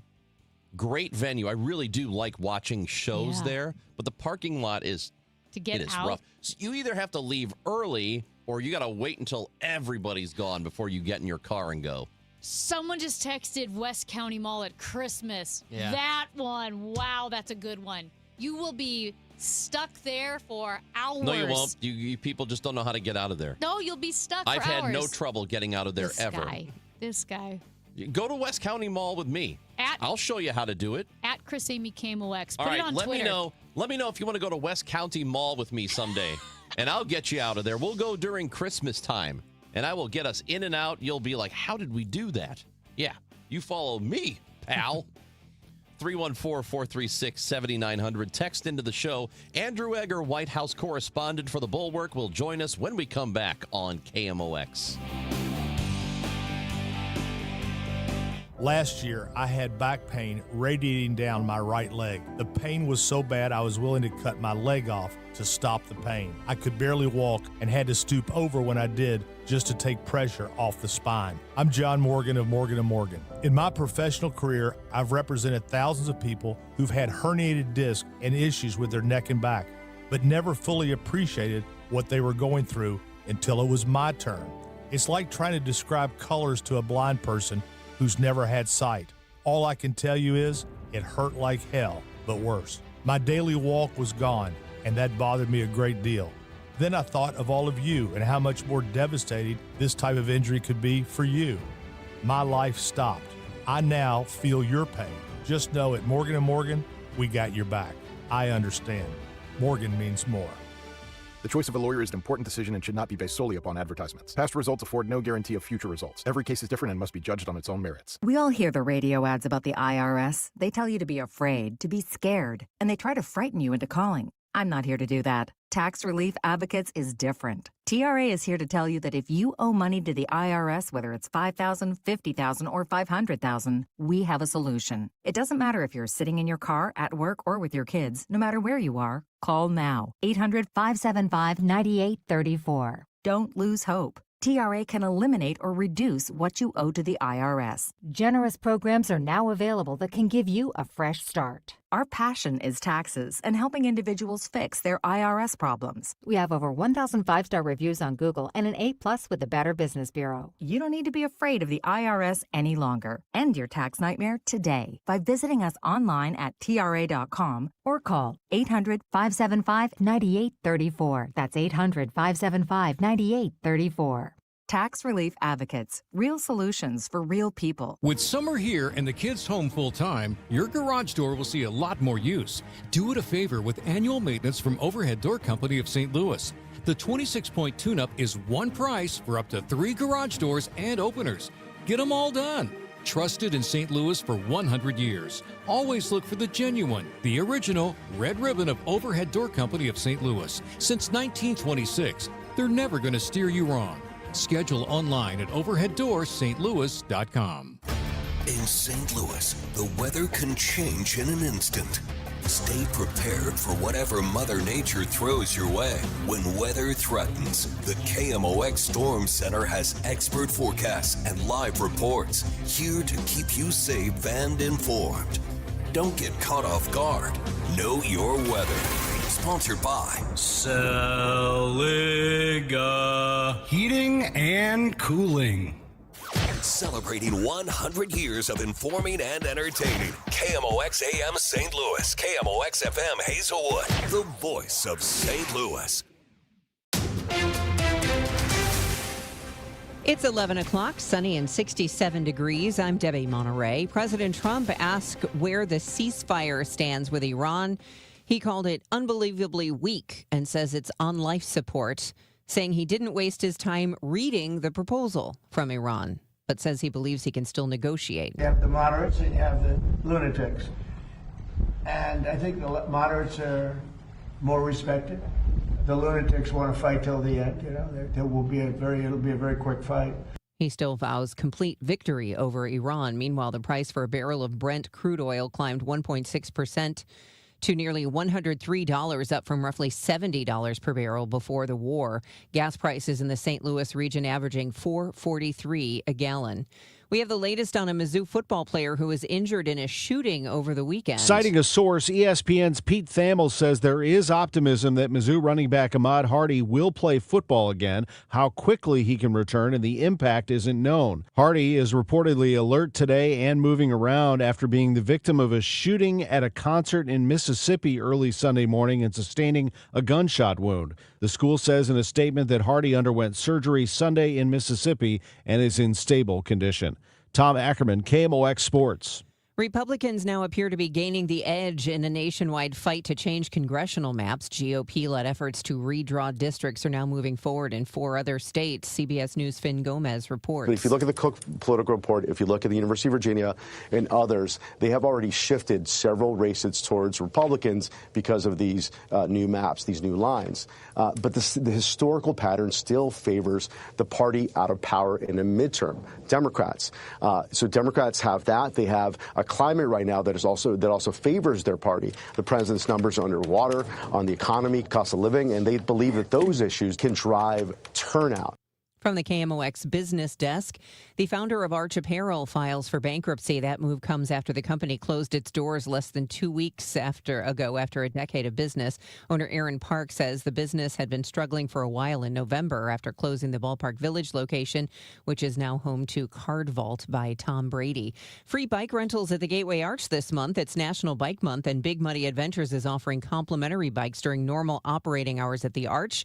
The free rentals are available on a first-come, first-served basis from 11 to 4, Thursday through Sunday. Riders can cruise around the riverfront, downtown, or connect with nearby bike paths. A pleasant afternoon with bright sunshine. The high 78. Clear tonight, though 55. Sunshine mixing with clouds tomorrow. Breezy and very warm for the afternoon, high 84. There can be a thunderstorm early tomorrow night. Back to sunshine Wednesday, breezy and cooler, but nice, the high 75. From the Saliga Heating and Cooling Weather Desk, I'm AccuWeather meteorologist Joe Lundberg on 104.1 FM KMOX. It is sunny and 67 degrees. I'm Debbie Monterey, KMOX News. It's time for a $98 AC tune-up. Honey, I found the one. Oh, I thought I was the one. Oh, you are, but this one's certified, background check, shows up on time, and can install all the ceiling fans. Heating, cooling, electrical, and plumbing. Trusted pros who do it right. The Chris and Amy Show on 104.1 FM, KMOX.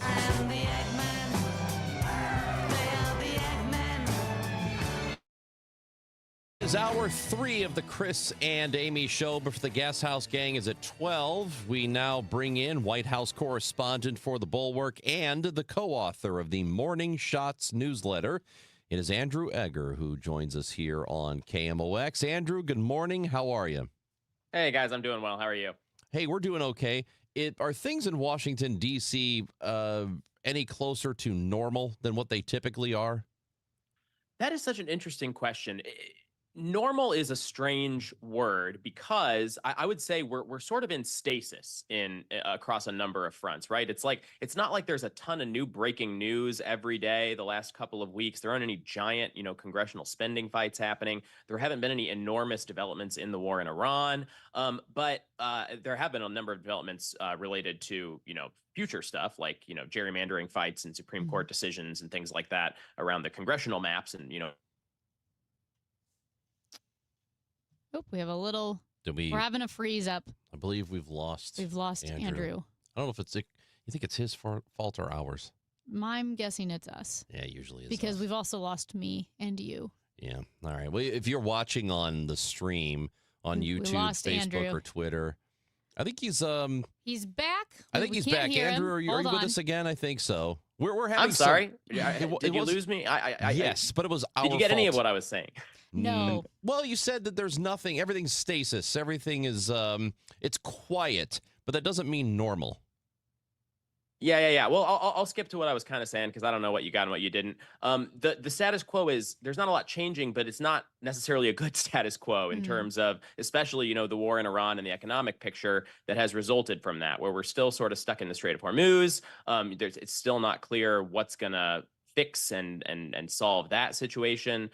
It seems like everybody is slowly coming around, even politicians are sort of slowly coming around to admitting that high energy prices that we have seen since the beginning of this war are here to stay, at least in the medium term, if not the long term. And yet, it doesn't seem like there's any remarkable urgency building to shake something loose. It's not like we have movement on the congressional side to sort of force the president's hand one way or another here. It does not seem that the president. Well, yeah, we're going to give him a call because I think we are having some internet issues on our end over here. So Not sure why this is going on, but we'll get to the bottom of it. And, I'm just looking right now. We're talking about energy prices, and I heard it on Total Information this morning about gas being around $4.40 something in the area. And I'm looking right now because you can search this. You can look at the map of St. Louis just by Googling it, and it will tell you what the gas price is for the lowest price gasoline. And almost everywhere you look, it's like $4.40 everywhere. It was under $3 2 months ago, a little over 2 months ago. That's a gigantic jump. That is a huge jump. And I just, and this was completely unnecessary. We did not have to be doing this. Yeah, and I would just say, I think with the conflict with Iran, I do think you could have made some really, really strong arguments and presented it to Congress. And that is more my issue, because I do agree that, with their missile capability, it wasn't just the nuclear production and capabilities, but also their missile production and proliferation and capability, which would make it much harder to stop the nuclear proliferation. So I think there were so many strong arguments you could make with Iran. See, and I don't think there are. I think you could try to do that, but our intelligence last year said they weren't even close. Well, at any rate, I think that it would have been better to present it to Congress, because then you would have the buy-in, or at least more buy-in from the public. But we welcome back Andrew Egger, and we were talking about just the conflict in Iran, and Trump said earlier this morning, quote, "I would say the ceasefire is on massive life support." Iran had talked about its proposal, called it, quote, "generous and responsible," but Trump today called it a piece of garbage and said he didn't even bother reading the entire document. So how are these negotiations still going on right now? What does that look like? Hey guys, hope you can hear me a little better now. I mean, the bottom line here is that they really aren't. I mean, in a really structural way, the main things on offer, the two groups are just so far apart that there really isn't any negotiating happening in any real way. They kind of go to their corners. They watch the other guy get kind of bludgeoned around, beat up a bit by the bad economic situation, and then the negotiators get back in the room and they're like, "All right, are you guys ready to move on your main demands?" And they're like, "Well, no, not really. We were hoping you were." And the same kind of thing keeps happening, because it remains, a non-negotiable demand of the United States that Iran give up its nuclear material in order to move forward with this at all and reopen the Strait of Hormuz. Those are like the two big things here. Iran is calling it non-negotiable to deal with nuclear material at all in the current negotiations, and they have not budged on that point. And they also want to move toward a situation where they retain a large degree of economic and strategic control over the Strait.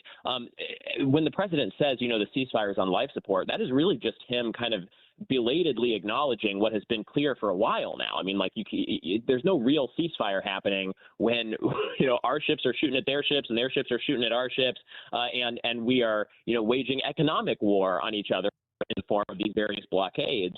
But the problem for the president is that it's not clear how much teeth Iran sees as being in that threat to drop the ceasefire fully and go back to hot war, because we've tried that. I mean, we were bombing them mercilessly for weeks and weeks with a great degree of control. Iran couldn't really do anything about it. We were hitting all the targets we wanted, and yet it did not seem like that was ever sufficient to ratchet pressure up enough on the regime to get them to abandon these real red lines that they have, these non-negotiables.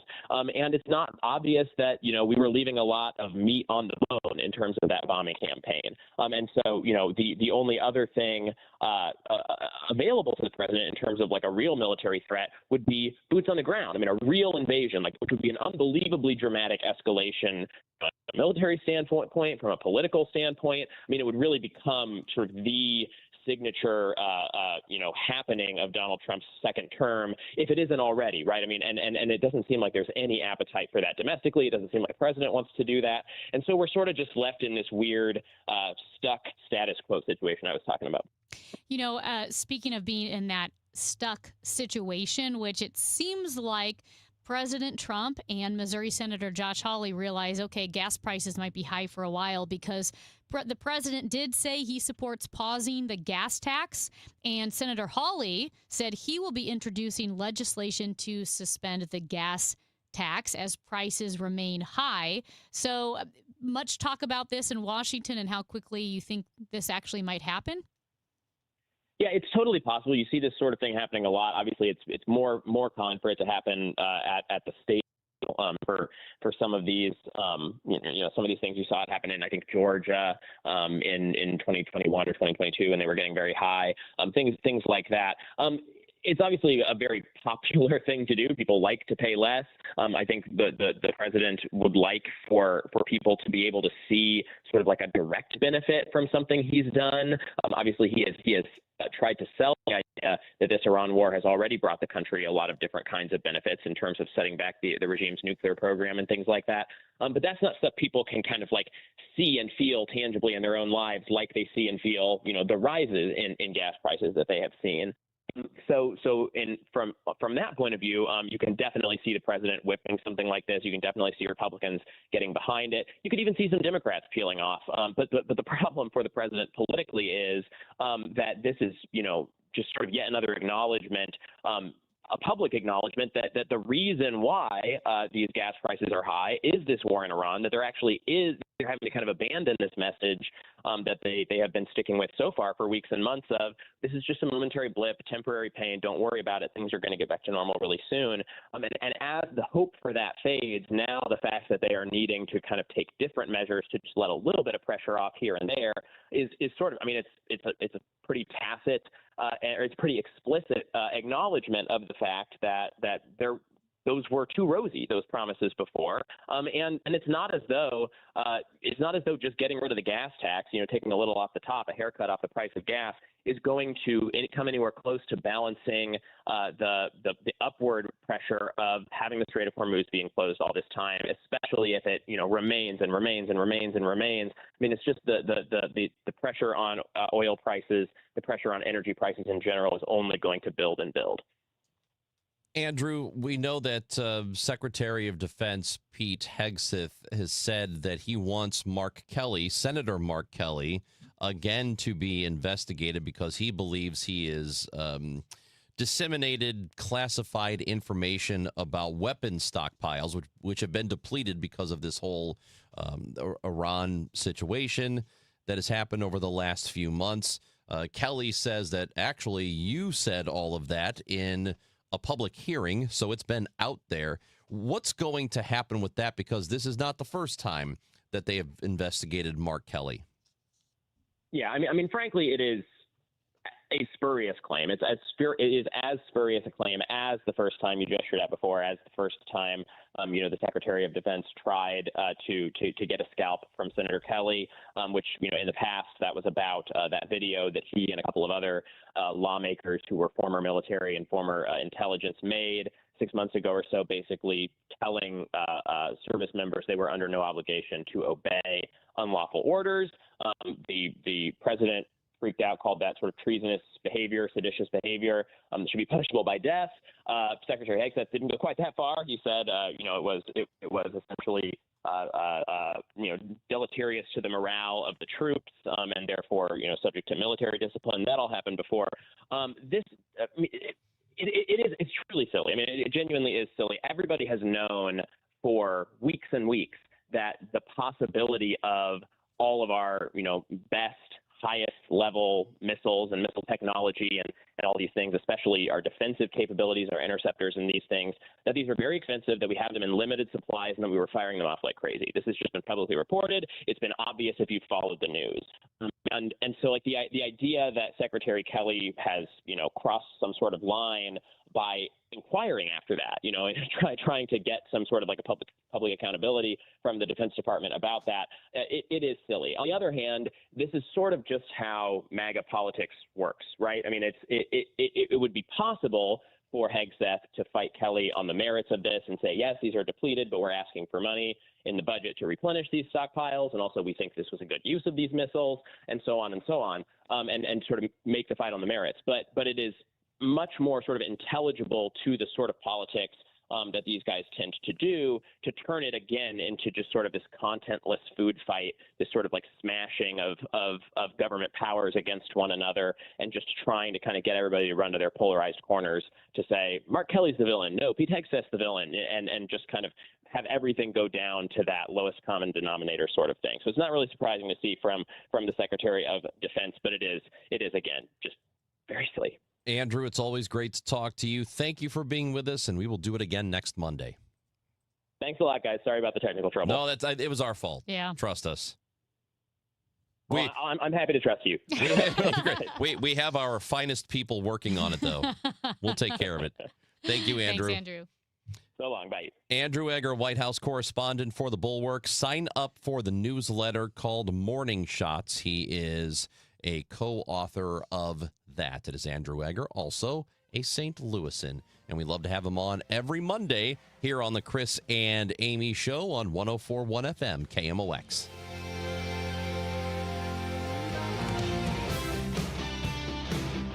This is Congressman Bob Onder. Americans demanded border security, and House Republicans delivered. According to the Department of Homeland Security, for 10 consecutive months, U.S. Customs and Border Protection has reported 0 illegal aliens released at the border. I'm proud to have worked with the Trump administration to secure our southern border and uphold our immigration laws, and will keep fighting to advance strong policies that protect Missourians and keep America safe. Paid for by official funds authorized by the House of Representatives. Ready for a fresh start? The Excel Center in St. Louis is here to help you earn your high school diploma, tuition free and on your schedule.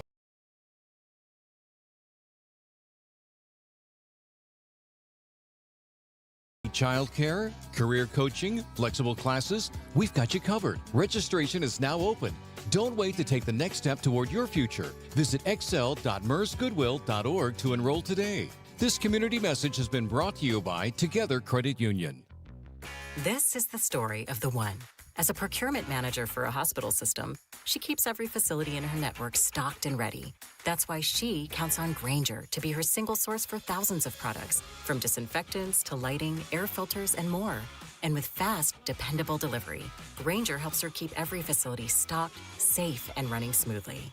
Call 1-800-GRAINGER, click Grainger.com, or just stop by. Grainger, for the ones who get it done.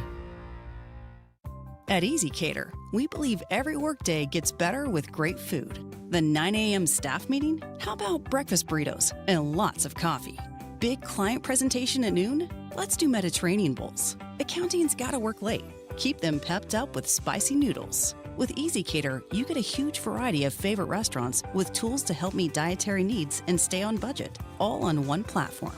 So make every workday better with EasyCater. Start an order at easycater.com. Just a reminder to have your air conditioner checked for the summer so you don't have a mishap and it goes down in the hottest day of the year. But it's always best to have it done. Call us and we'll be more than happy to come out there and check it for you. And like always, if you're having your furnace checked by another company and you are told that this is the year you need to replace it, call me for a second opinion. The 0% interest is still available on most brands.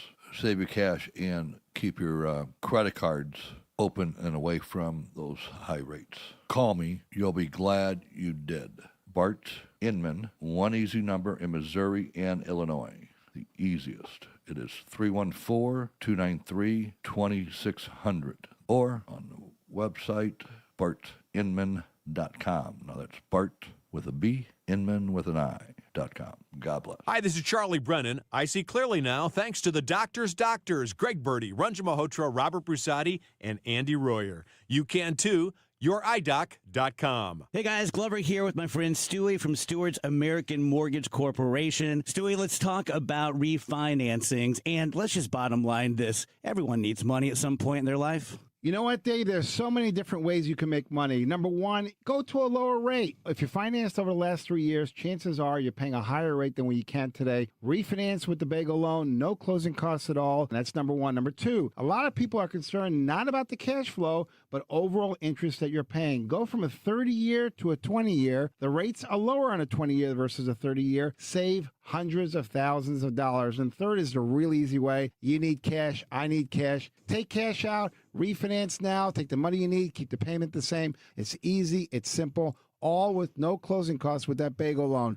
If you're looking to save money, get a little cash to your pocket, and do it with the right person, give Stewie a call or a text on his personal cell phone, 314-324-4440, or Google the Bagel Loan, NMLS 226715. 100 years, one legendary voice. We live KMOX's century of service. Classic audio, photos, videos, and more at KMOX100.com.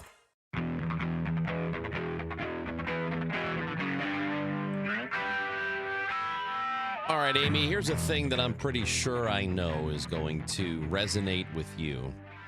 We spend, at least once a day, we talk about artificial intelligence. You know, what it means, how bad's it going to get, is it the dumbest thing ever, do we hate it, do we kind of like it a little bit? I don't know.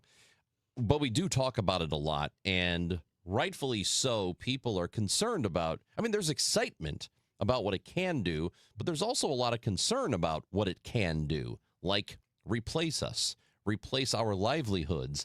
In many cases, full swaths of white-collar jobs and maybe even blue-collar jobs are going to be eliminated by artificial intelligence, or at least that's the fear.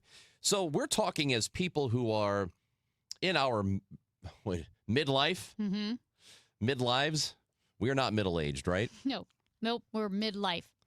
So this is, I think you're going to love this, because this is a commencement ceremony speech at the University of Central Florida that took place recently. The speaker is named Gloria Caulfield, who is the vice president of a private equity company called Tavistock, which I have not heard of it. No. So obviously this company is probably heavily invested in artificial intelligence, and she thinks it is amazing. Well, listen to her and the reaction of the students who are listening to her commencement speech. Now, these are people who are graduating. From which school do you know? Central Florida. Central Florida, okay. They are graduating from college, getting ready to enter the workforce, and they have a whole career field in front of them. Right. And they don't know what's going to happen to their job. So listen to her talk about artificial intelligence and their reaction to it. The rise of artificial intelligence is the next industrial revolution. Whoa.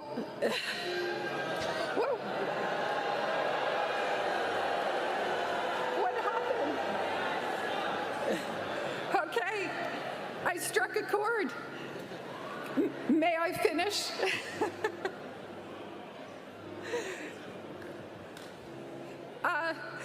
Only a few years ago, AI was not a factor in our lives.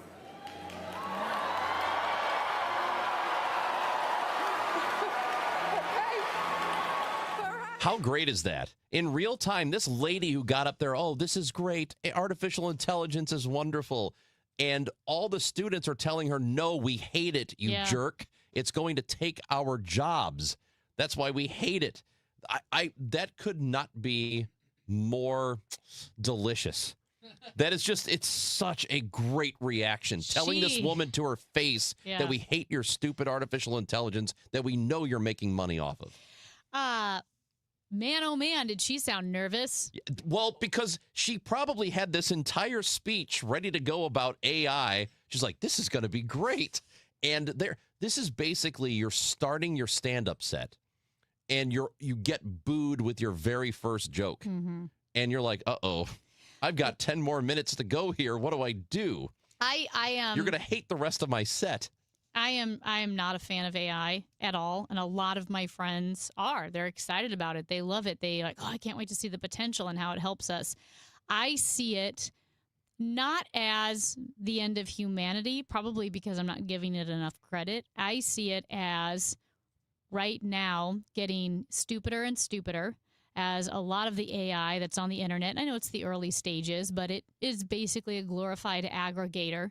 And the internet is getting stupider and stupider every day. And I think what AI is creating, at least online, is a post-truth society. But then you get into AI in the workplace, which is a bit different, right, than the large language models. When we're using ChatGPT, those results, or Gemini, those results aren't always spot on. That's a completely different thing than AI being able to do tasks that humans are doing now. Yes, and I too am against it because especially, okay, you were supposed to have AI do some of the boring grunt work, but instead people are using AI for creativity, for composing, for writing, for even developing, coding, writing new codes for different computer systems, because that's why, what was it, several weeks ago, Square laid off half its workforce, because even if you kept up on AI technology is moving so quickly that you don't need people who can keep up on AI, because AI can test itself now. AI can write its own code now. I see it as taking jobs, taking the fun creative jobs, but I also see it as getting dumber and proliferating misinformation when it comes to large language models. So I am glad they booed. I would boo on every account. I don't know. And people, I get it, get mad at me like, Amy, you can help us discover cancer or figure out a way to Okay, well, make sure it cancer. only does that. All right, then let's put people in charge who are going to make sure this technology can only do the good things. How's that going to happen? Well, it's not. It's not possible to happen. There are always going to be negative consequences from any positive technology or anything we develop, and I'm willing to accept all of that. But the scale of the potential negativity is so great and potentially damaging that it makes me not all that excited about the good stuff that's going to come from it. Yeah, because it could be a Pyrrhic victory where you win in one area, but you take so many losses, it's just not worth it. And again, I don't trust the tech bros. They see humanity as a giant experiment. So, because we're only in our midlives over here, we're not really thinking that much about retirement. Maybe a little. It's in the back of our minds. We know that at some point that's possibly going to happen to us. Well, for some older Americans, retirement today means that they still actually have to work. And we're going to talk to CBS Money Watch reporter Maya Blackstone about the numbers. How many older Americans are actually still working, and what does that mean for the future? Maya will join us when we come back on KMOX. The thing that you need in the morning, when you first wake up. Total Information AM. I like to be informed with the news and like to know, like in the mornings, I like to know what's going on. Debbie Monterey, Megan Lynch, Tom Ackerman. It's always smart to know what's going on. Your morning news and information. The national and local news. Weather. Sports. I like the traffic reports. Total Information AM. I listen to it in the mornings, so it really gets me going. Total Information AM. Weekdays 5 to 9 on the voice of St. Louis, KMOX.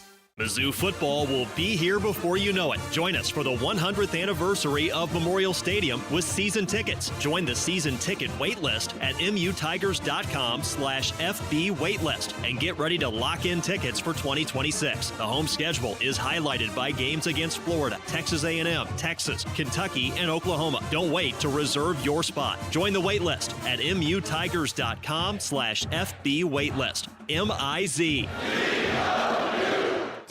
Now, KMOX weather from the Saliga Heating and Cooling Weather Desk.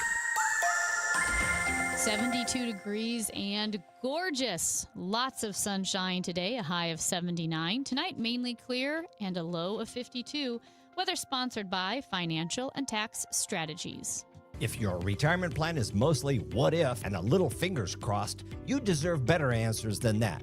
Check out Wealth and Wisdom Saturdays at 7 a.m. here on KMOX. I'm Gary Goldberg. Call 800-966-1690. Why do the national tax resolution firms need the tiny fine print at the bottom of all their TV ads? Hi, this is Lance Drury with the Lance Drury Law Firm. You don't hear fast-talking disclaimers in our ads because the claims we make are 100% transparent. The Lance Drury Law Firm primarily focuses on one thing, IRS problems, and we're regulated by the Bar Association Association, and we have a AAA rating with the Better Business Bureau. IRS issues are serious legal issues. The Lance Story Law Firm has helped thousands of clients navigate the best resolution plans, and we tell you up front exactly how much it'll cost. Tax resolution law is all we do. So before you send money to some out-of-town, high-pressure salesperson, give us a call at the Lance Story Law Firm, located right here in St. Louis. Call today to schedule your free consultation with me, 314-260-6120, or visit LanceDruryLaw.com. The choice of a lawyer is an important decision and should not be based solely upon advertisements. Kicking back on your patio with a nice cold beverage, listening to the game, enjoying family and friends, a little barbecue, maybe the shade of the pergola. Who knows what your outdoor space looks like? Or maybe it doesn't look like much and you need some help. Call Chesterfield Fence and Deck, the sign you have the very best. They're like your summer headquarters to make sure that your outdoor space is ready for all the celebrating or relaxing that you have planned. Chesterfield Fence and Deck, the sign you have the very best for 58 years. A family-owned local company that does quality work, and that makes it a real value because when Chesterfield Fence and Deck does your project, it is going to last for years to come. And they'll offer you 48 months interest-free financing if you mention me, Debbie Monterey, sent you. So you can visit them in person in the Chesterfield Valley or online right now at chesterfieldfence.com. Chesterfield Fence and Deck, the sign you have the very best. Men, if you're suffering from erectile dysfunction or PE, you're not alone. Most importantly, you don't have to live with it. Paramount Men's Medical Center restores men's sex lives in just one visit. Their painless breakthrough treatments eliminate ED and PE, even when Viagra and Cialis don't work. Here's Dr. Simovitz, specialist in men's health. Paramount Men's Medical Center's painless breakthrough treatments eliminate ED and PE, regardless of age or medical history. 98% of patients see instant results right in the office. Men are now lasting longer than they ever imagined. And the best part, at Paramount Men's Medical Center, your consultation and first treatment are free. Qualified patients even get their testosterone checked free. Call 314-720-8444. 314-720-8444. Take control of your sex life. Call now. 314-720-8444. Get inside your Redbirds and the 2026 season every Tuesday at noon. It's All Access with Cardinals manager Ollie Marmol on your voice of the Cardinals, KMOX.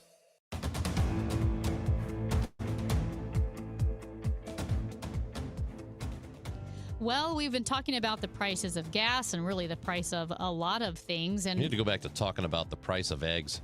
The price of eggs? We haven't done that in a while. Well, for a lot of people, that means retirement isn't quite working out like they thought it would. In fact, nearly 1 in 5 adults aged 65 and older is employed or looking for work, which is the highest percentage in decades. This is according to the Federal Labor Data and Pew Research. And joining us now about why and what this means is Maya Blackstone, CBS Money Watch reporter. Maya, thank you so much for joining us today.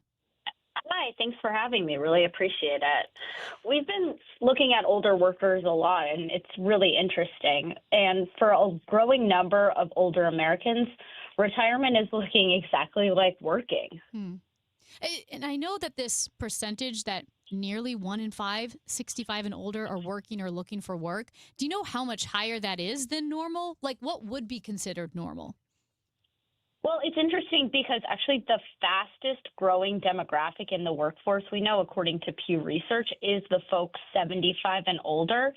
And that's expected to grow 96.5% by 2030, according to the Bureau of Labor Statistics. So we know that this is a lot higher than it was in years past. Actually, it's interesting because in the 80s, we saw the lowest number of workers 65 and over. And so we're seeing that this number is really rising. And yeah, like you said, nearly 1 in 5 Americans age 65 and older is either working, or that also includes looking for work.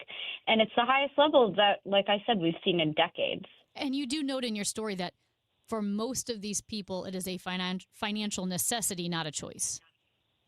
It's definitely a financial necessity. So we've done a lot of reporting on folks 65 and older, and they say they just cannot afford to retire. And when you look at the amount of savings they have, it's actually really staggering. So nearly half of baby boomers have absolutely no retirement savings. We saw that in the 2020 census data, but we expect that that number is even higher because of the cost of living has gone higher, and a lot of folks say that wages have not kept up with rising costs. So right now it's expected to be even worse. And we spoke with a number of older adults who fit this bill, and they said that they just can't live off Social Security. So I spoke to one woman. She's 69 years old. She lives in Long Island, and she commutes, Long Island, New York, and she commutes 4 hours a day to the city for a job at a medical office. And we talked to her about what's her actual budget, and she said that Social Security covers a third of her expenses. And then when you break it down by the numbers, it's even more staggering. So the average Social Security check in the United States is $2,071 a month. But estimates show that a typical just single adult spends about $4,600 a month just on rent, food, health care. So that's before you even think about if they have a home repair or need to buy a gift for a grandchild. So when you look at the numbers, this trend really makes a lot of sense.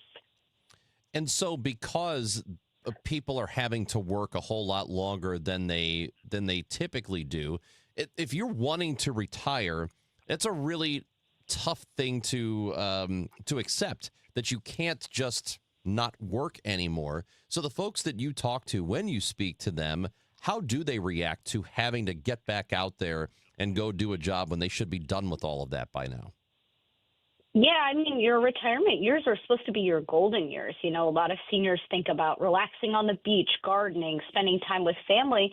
And it's really tough because it's this promise at the end of decades and decades in the workforce. And then to work that hard for that long and still not have, like I said, any retirement savings. I mean, I think it's really staggering for them. And we spoke with one older worker. She's in her late 70s, and she works at CVS, and she's stocking shelves and checking out customers. I mean, this is a really physically laborious job for someone who's in their 70s. They're on their feet all day. So, you know, I think that's also a really tough factor. And we also look at this idea of unretirement. So that's somebody who, you know, they spent decades, say, in something like sales or, you know, as a assistant of some kind.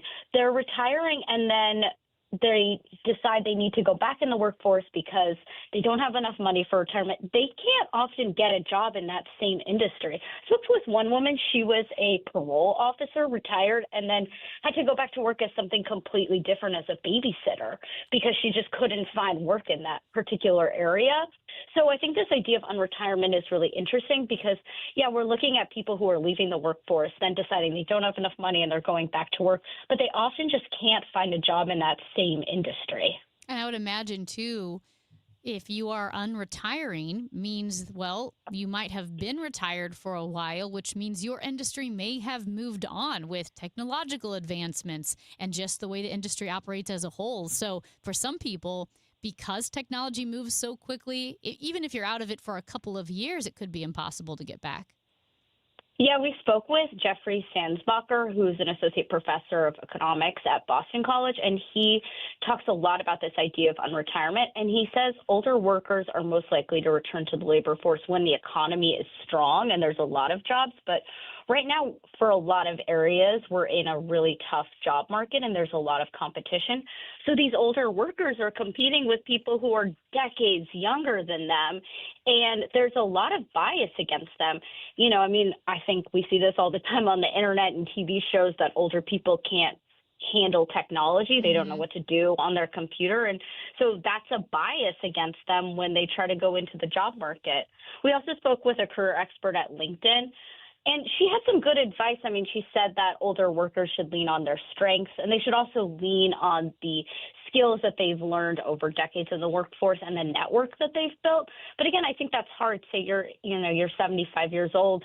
a lot of the people that you've networked with are potentially retired or they've moved on to other industries. So I think that's easier said than done. And again, this technology is a huge factor because, somebody who's 75, they don't know how to use social media, how to use AI in the same way that somebody who's, 35 does.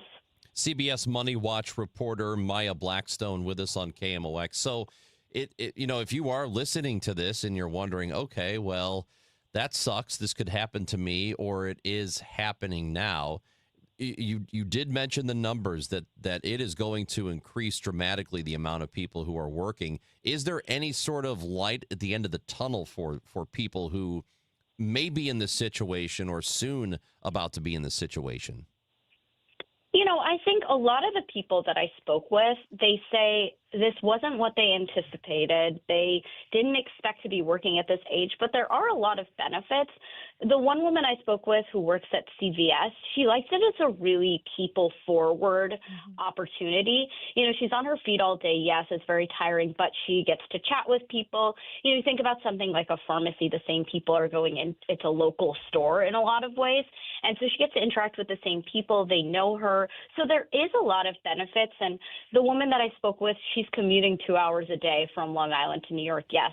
But she's also getting to see the same people on the train. She's talking to people at her office. And she said, even though it's very physical, I think this would go for both of these women, even though the jobs are very physical, it actually does keep you younger, they think, because you're on your feet more, you're exercising. I think a lot of people do retire and they don't know what to do next. They spend a lot of time on their phones, on watching TV. And that's not necessarily good for your brain either. So people are seeing some added benefits. Maya Blackstone, CBS Money Watch reporter, thank you so much for your time. Hope to talk with you again soon. Yeah, thank you. Really appreciate it. Thank you. That is Maya Blackstone. And it is a really interesting story, Ranj, on CBS News. And, I'm a firm believer that everything is a trade-off. You can find a silver lining in hard things, and even in some really great areas, you'll find some downsides. But to Maya's point about some of the older women who are working and have been able to build community through work, like I said, every situation is different. But for some people, if a job is not too taxing, not too demanding, and maybe you're just supplementing versus like, I need this, but you're supplementing an income so you're not in dire straits and you're working a bit, that community can be really good if you wouldn't otherwise have community. It's really interesting. Alan Bergman is a 71-year-old in New York that Maya interviewed. He sold his business in 2018 and retired, and he both felt restless and then was also concerned that his savings wouldn't stretch far enough to support him and his wife.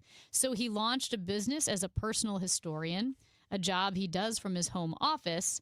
And so he interviews older adults, helps them publish their life stories. And he did say he didn't expect it, but it was the most fulfilling. It's been the most fulfilling chapter of his life. So he has been able to turn a situation that was concerning into something where he could find fulfillment. And like I said, I'm not saying it's a good thing, no. But I do wonder if for some people there can be a silver lining. That's the thing, is that I think it's for some people, but my feeling would be the vast majority of them would prefer not to have to work. I shouldn't say nobody. There are people who like some love people working would, over or 70. They would choose it because, like, for instance, I know, like there was like the joke, but even like a Walmart greeter, sometimes they would, you choose a job if that was generally going to older people. Or I knew some women at retail stores that I happened to shop at would choose that, not because they necessarily had to, but they chose it because they had some flexibility and it gave them community. Yeah, it's something and to purpose. do, but that's not going to be everybody's case. And if 1985, at that moment, if there were only 11% of Americans over 65 who were working, and the number has gone up 117%, since then, in the last 40 years, that's not a good trend. That means they feel like they have to. And yeah, some probably want to, and they miss work and they miss being out there. They don't like being at home. They don't like doing nothing.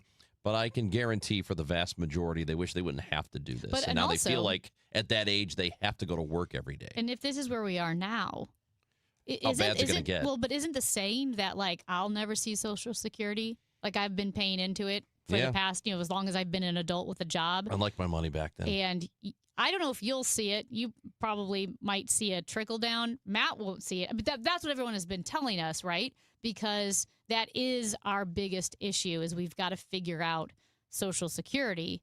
But I've been told my whole life I won't see it. I was not. This is more of a recent thing in the last decade. I think I'm People the are oldest person to be told you won't see it. You're probably the youngest person to see it. And Matt, I've been told, if you're in your 20s, you're not going to see it. Yeah, I don't know if that will happen. They could keep it afloat. If we really want to, we could keep it going. But there are too many people who are interested in getting rid of it altogether. And if that's the case, if they are going to get rid of it, then I would like all the money back that I've paid into it right now. It's Chris and Amy on KMOX. The government's not great at that. They'll take your money. What? They'll take your money. We'll have FedEx charges for it then. How about that? Poor FedEx. Boy, I know that for a lot of folks out there, they love golf, and this is a great time of year. Why? Because all the golf tournaments are really starting back up because the weather is improving, and all FanDuel customers right now can get 30% profit boosts to use before the golf tournament that starts this week begins.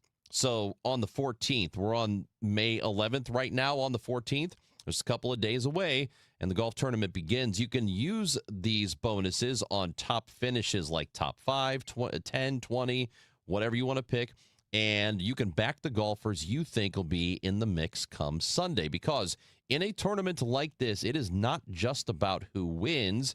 It's about who stays near the top.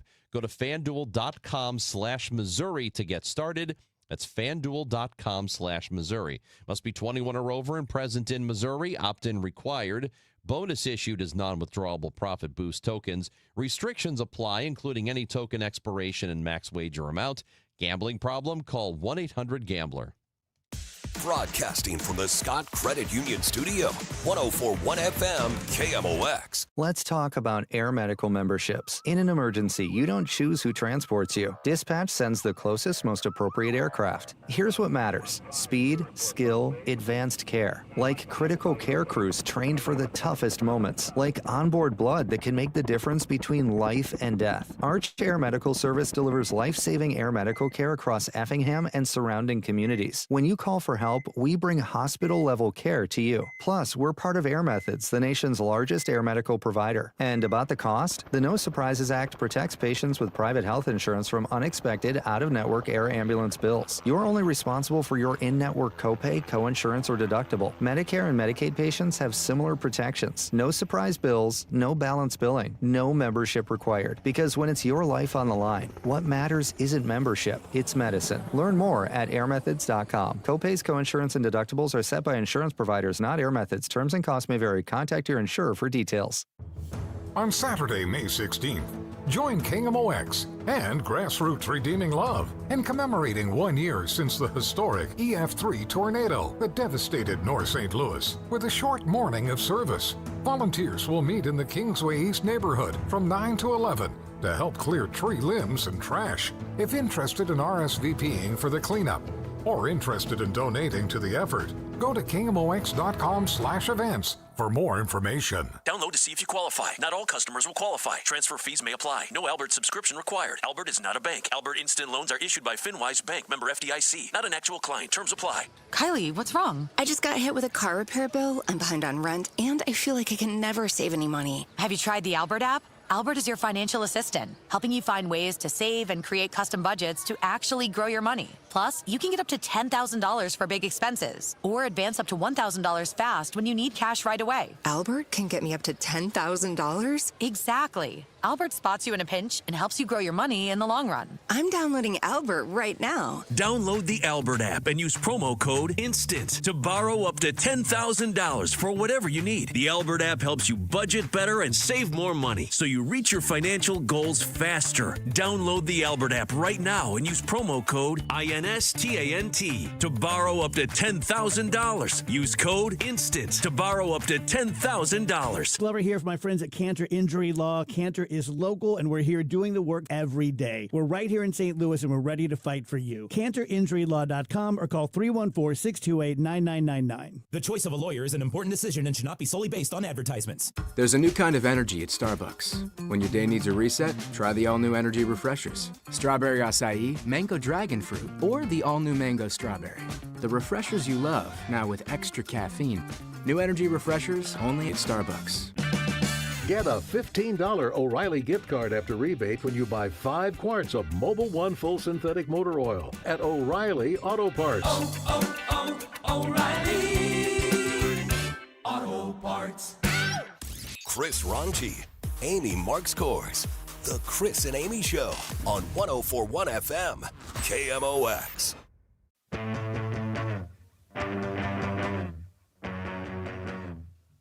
Gas House Gang starts at 12 o'clock today. Greg Amsinger and Mike Claiborne will join Tom Ackerman and me, Chris Ranji. We'll talk about the Cardinals series split in San Diego. Tough loss yesterday. They had it right until the last strike of the game, and then they let it slip by. They'll play the A's starting with the series tomorrow, which you can hear right here on 104.1 FM KMOX. Yes, Amy? Don't forget our question of the week. Yes. Is up and running. It is not a poll this time, Ranj. It is It's open-ended. An open-ended question. What is the worst parking lot in the St. Louis area? Inspired by Michael Kelly, who was frustrated with Costco parking, and I said, oh, no, no, no, no, mon frere. Brentwood Promenade, Trader Joe's, Target, World Market, that place. Not only is it just the worst parking lot set around the worst interchange of Hanley Road and 170 and 40 and Eager Road and Big Bend, and it's just a hot mess, but they did actually make the parking spots too small. And so there are too many cars in that allotted area. I think that is the worst parking lot. Manchester Road itself, because you wanted us to pick a Costco. Is that what you said? Yeah, you can't just pick any Costco because some are way better than others. So I picked Manchester Road because I think not Costco, but Manchester Road itself is the ninth circle of hell. Manchester Road is something else. I grew up thinking that you weren't supposed to make a left on Manchester, like that ever. It was in the Bible or something. Don't make a left on Manchester. Tough. We have a Twitter commenter saying the Manchester Costco on a Saturday.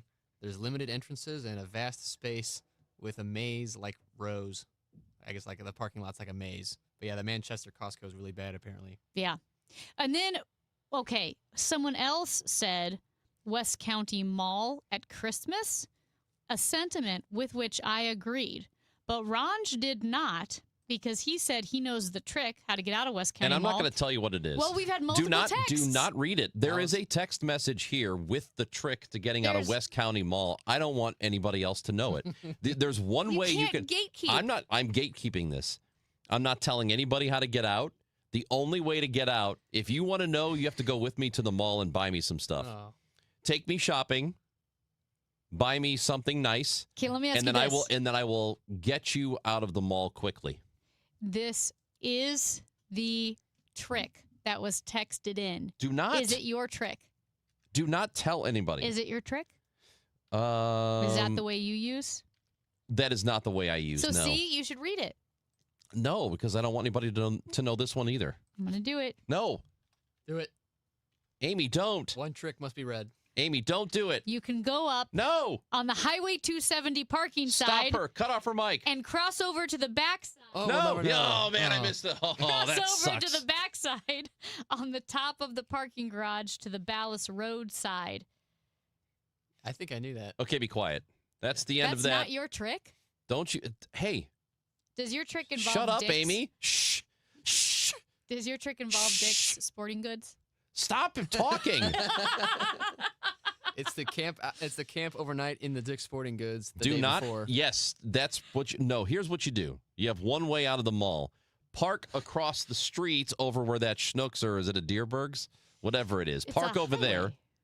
Park over there, and then just walk. Walk to your car, and then you'll be able to get out. But stop telling people any secrets because if they don't know, that's not my problem.